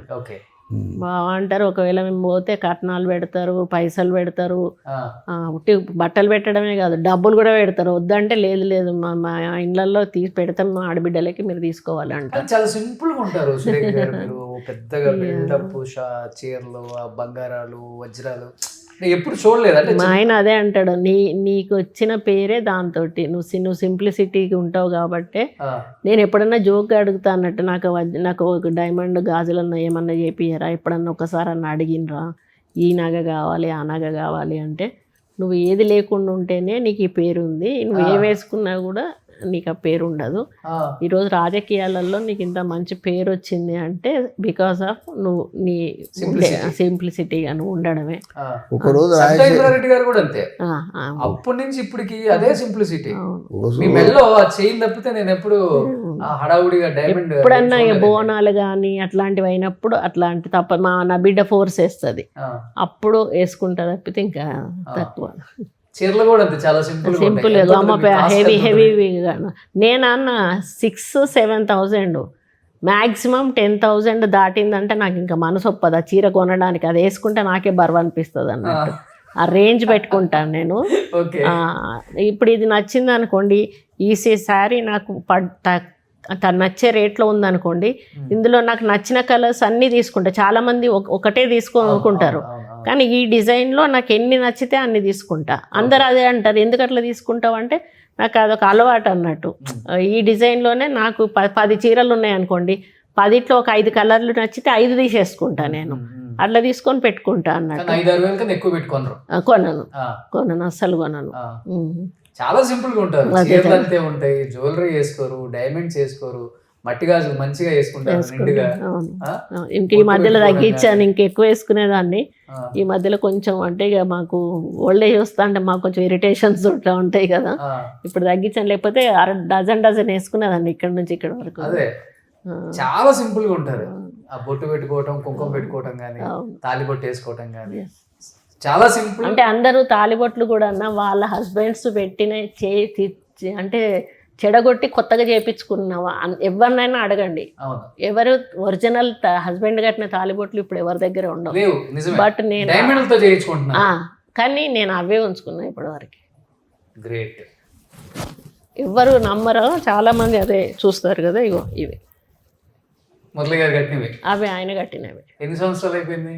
మాదా 37-38. ఇప్పుడు May 29th ఉంది మ్యారేజ్ డే. మళ్ళీ 87లో 39 కావచ్చు. 39. గ్రేట్ అండి. కొన్ని ప్రిన్సిపల్స్ ఫాలో అవ్వచ్చు చాలా మంది లేడీస్ మిమ్మల్ని చూసి. అవును కాదు, అది చెడగొట్టుకున్నాక అవి వేసుకుంటే అది ఎట్లా పాసిబిలిటీ ఉంటుంది? మనకు భర్త చేతులతో కట్టింది వేసుకుంటేనే దానికి వాల్యూ ఉంటుంది. అట్లాంటప్పుడు మీకు చేయించుకోవాలంటే వేరే చేయించుకోండి, వేరే డెకరేటివ్గా వేరే చేయించుకొని ఫంక్షన్లకు వెళ్ళినప్పుడు అవి వేసుకోండి. బట్ ఇవి చెడగొట్టి అంటే వాళ్ళకి ఏంటంటే ఇది అందులో కలిపి చేయించు, ఎందుకు కలపాలి? మీ ఇష్టం ఉన్న డిజైన్ మీరు చేయించుకోండి, మీ ఒరిజినల్ ఏవైతే ఉన్నాయో అట్లనే పక్కన పెట్టుకోండి. ఇప్పుడు కొంతమంది మా పని వాళ్ళు కూడా హస్బెండ్ చనిపోయాక వీళ్ళు అమ్మేస్తారు పాపం డబ్బుల కోసం. నేను అదే తిడతా, మీరు ఎందుకు అమ్ముతారు? దాచి పెట్టుకోవాలి అవి. ఆయన లేనంత మాత్రాన ఆయన కట్టిన తాళి జ్ఞాపకంగా ఉండాలి కదా అని చెప్పేసి ఎవరు పాటిస్తున్నారు అసలు నిజంగా. గ్రేట్ మురళి గారు, మీరు కూడా మనకి ఇన్ని డబ్బులు వచ్చేసాయి, ఇంత ఆస్తులు ఆయన ఏమంటాడు తెలుసా, కొంచెం స్టైల్ గా మారిపోవాలి ఈ రోజు నేను చెప్పే హస్బెండ్ కూడా అంటే ఈయన ఏమంటాడంటే, నా ఏదన్నా మామూలుగా చావు పుట్టుకల విషయం వచ్చిన నేనెన్నడు చచ్చిపోవాలి, నీ తాళి చాలా గట్టిది, నేను అప్పుడప్పుడే పోను అంటాడు అన్నట్టు. నీ తాళి చాలా గట్టిది, తాళి చాలా గట్టిది అంటాడు. నిజంగా ఆ రోజు నా పాప 4 ఏళ్ళు అన్న ఆయన ఫైరింగ్ అయిన రోజు, దాని కళ్ళ ముదట జరిగింది. ఆ రోజు ఆయన కోసమే రిటర్న్ అయినా, లేకపోతే దారి దొరికింది ఈయనకి. ఆ దారిలో వెళ్ళిపోతుంటే ఈ పోర్ని కాలవండ్రా అని చెప్పేసి 3-4 ఫైరింగ్ చేసే వరకు పాపను కాల్చారనుకొని వెనక్కి వచ్చాడు. అంత లోపల పాపను తీసి గోడవతలు ఇసిరేశారు, ఈయన వాళ్ళకి దొరికిపోయిండ్రు అన్నాడు. లేకపోతే దొరకకపోవు. ఆ పాప కళ్ళ ముందట అసలు ఆ ఊరోళ్ళు అయితే వారం రోజులు పిల్లలు స్కూళ్ళకి పోకుండా జ్వరాలు వచ్చి పడుకున్నారు. అంతా ఒక ఇంగ్లీష్ మూవీ టైప్లో జరిగింది అసలు అదంతా కూడా. అందరు తలుపులు పెట్టుకున్నారు, కిటికీలోంచి చూస్తాను, ఒక్కొక్క తలుపు కొట్టడము దిగడము, ఎవరు తలుపు తీసుడు లేదు. ఆఖరికి అందరు పడిపోయి ఇక కింద పడిపోయినాక ఇక చచ్చిపోయిండు అనుకొని ఊరంతా వచ్చి చుట్టూ నిలబడ్డది. నేను ఇంట్లో ఉన్నా, ఒక అబ్బాయి వచ్చి అప్పయ్య చచ్చిపోయిండు. అప్పయ్య అంటే నాకు అర్థం కాలే, బాబాయో అట్లా అంటాం కదా మనం, చిన్న అని అంటాం. అప్పయ్య పడిపోయిండు, అప్పయ్య చచ్చిపోయిండు అంటే అప్పయ్య ఎవరు అంటే ఆ అప్పయ్యని కాల్చేసిండ్రు అని అన్నాడు. అప్పుడు నాకు స్ట్రైక్ అయింది. ఇంకా నేను కూర వండుతున్నా, తను వస్తున్నాడని చికెన్ అత్తమ్మ కలిపిస్తే వండుతున్నా. గబుక్కుని దిగేసి ఇంకా నేను ఉరుక్కొచ్చిన. ఆ జనాలు నన్ను పట్టుకొని పోనిస్తలేరు. పోలీసులు రావాలి, నేను చచ్చిపోయిండు, నువ్వు ముట్టుకోవద్దు అంటారు. వాళ్ళందరినీ నెట్టేసుకొని కొట్టి నాకు ఎందుకు డౌట్ వచ్చిందంటే చనిపోతే ఒక కాలేమో స్ట్రైట్ పెట్టాడన్న, ఈ కాలేమో ఇటు ఫోల్డ్ చేసి పెట్టాడు, ఇది స్ట్రైట్ పెట్టాడు. చనిపోతే ఇది కూడా ఇటు పడిపోవాలి కదా కాలు. నాకు అది చూసినాక డౌట్ వచ్చింది, ఆయన చనిపోలేదు అనేది కన్ఫర్మ్ అయ్యింది. వాళ్ళందరినీ నెట్టుకొని పోయి ఇట్లా పెట్టుకున్నాడు. ఎదురెండ పడుతుంది, కరెక్ట్ 10:30 జనవరి ఎండ ఎట్లా ఉంటుంది అది 10:30 ఆ ప్రాంతంలో. అది మెల్లగా చేయి తీస్తూ ఉంటే నా గొంతుని మెల్లగా కలిసిలేదు. వాళ్ళు పోయినరా అని అన్నాడు. ఇక వాళ్ళు ఎవరో ఏమో నాకు తెలీదు. 1-2 నిమిషాలు నేను ముందు వచ్చినా కష్టమే ఉండవు. వాళ్ళు జస్ట్ వాళ్ళు పోయినరట, నేను వచ్చి ఈయన లేపి బతికే ఉన్నాడు అని అరుస్తున్నా. వాళ్ళు ఉంటే మళ్ళీ నెక్కుచ్చి కొట్టేసేటోళ్ళు. Okay okay. లక్ ఏంటంటే ఆ గ్యాప్ అనేది వాళ్ళు ఆపిన గ్యాప్లో వాళ్ళు వెళ్ళిపోయినారు. అప్పుడు ఇక ఎవరు లేరు, దగ్గరకు వస్తే లేరు. ఇంకా నేను ఒక్కదాన్ని ఇట్లా 2 చేతుల కింద చేయేస్తే ఆయన బలం కొంత పెట్టి లేస్తే డ్రైవర్ లేడు.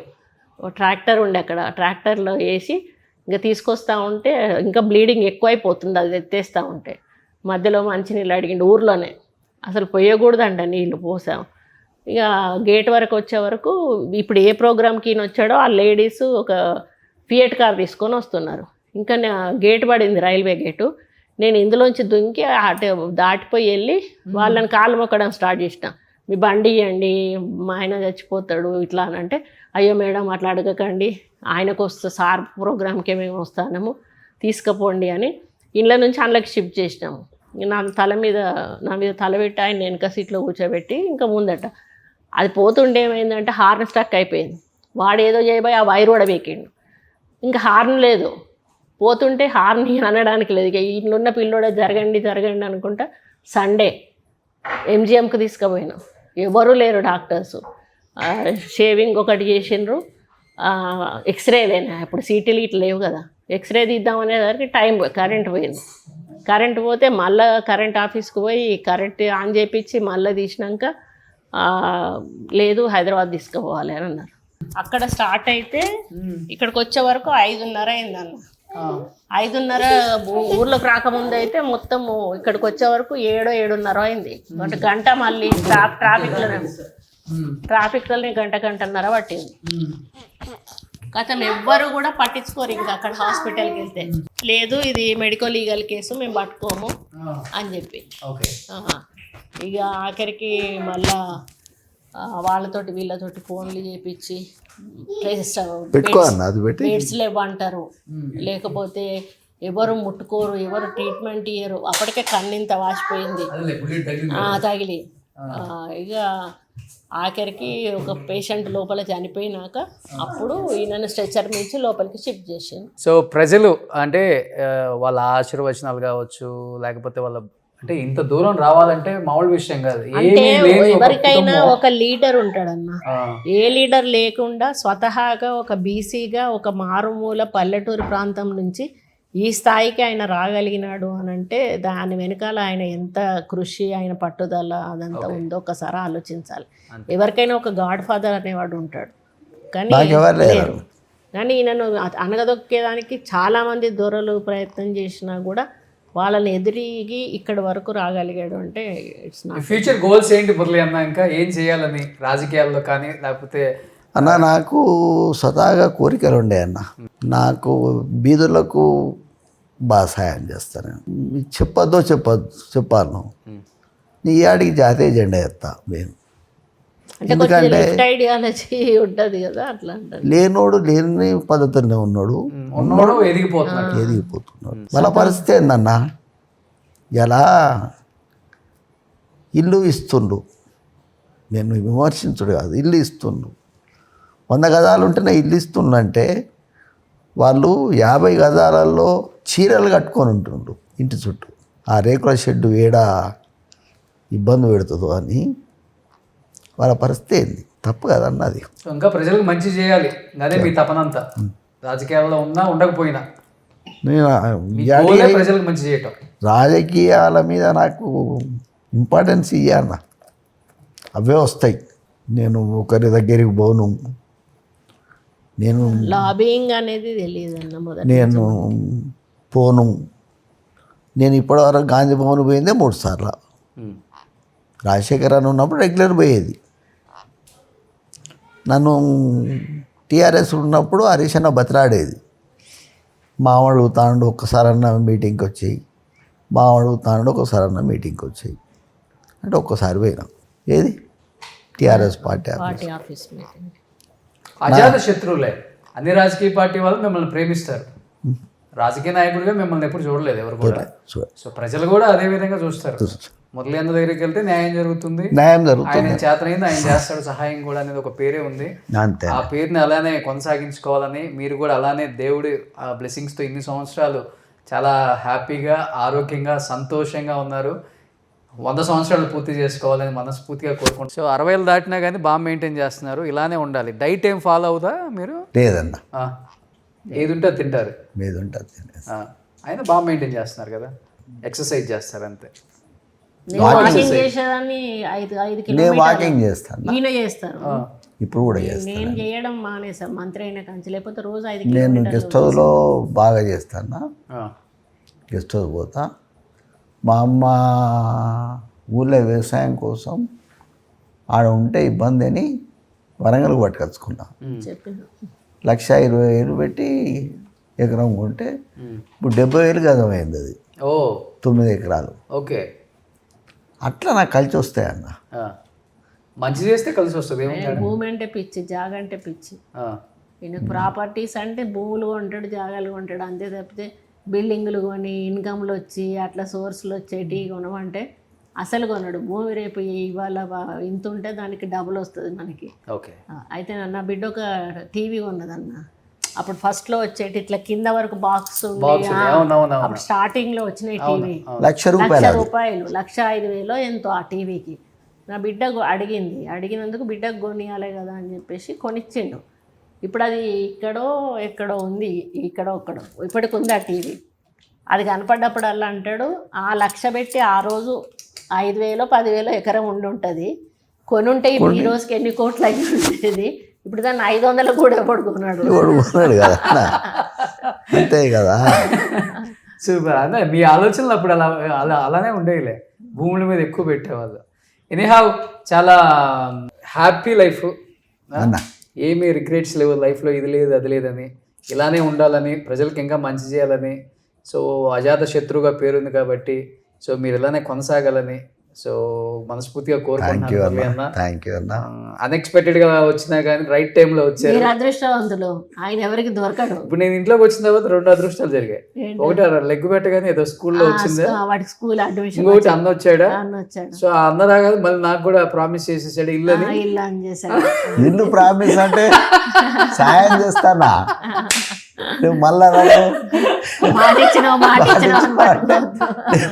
ఉన్న చెప్తున్నా నేను కంపల్సరీగా. సరే అన్న, నువ్వు జాగా ఇచ్చేసి నేను కట్టుకుంటాను. అది ఏదన్నా ట్రై చేస్తాను, సెటిల్మెంట్ బొచ్చాడు వస్తాయి నాయకుడికి. సో ఇది just jokes of the part. అంటే వ్యక్తులు ఎలా ఉంటారో తెలియాలి కాబట్టి వాళ్ళ వ్యక్తిత్వాలు నిజంగా ఆన్ స్క్రీన్ ఒకలాగా, ఆఫ్ స్క్రీన్ ఒకలాగా ఉండే వాళ్ళని చాలా మందిని చూసాం. వాళ్ళ ఆన్ స్క్రీన్ అయినా, ఆఫ్ స్క్రీన్ అయినా, ఏ స్క్రీన్ అయినా ఒకేలాగా ఉంటారు. అందుకే ఈ కపుల్ అంటే అంత ఇష్టం. ఎస్పెషల్లీ మురళి గారు అంటే కూడా అంతకే అంత ఇష్టం అందరికీ. సో తెలియటానికి ఊరికే అలా. బట్ నిజంగా థ్యాంక్ యూ అన్న, థ్యాంక్ యూ సో మచ్ అన్న. సురేఖ గారు థ్యాంక్ యూ సో మచ్ అండి.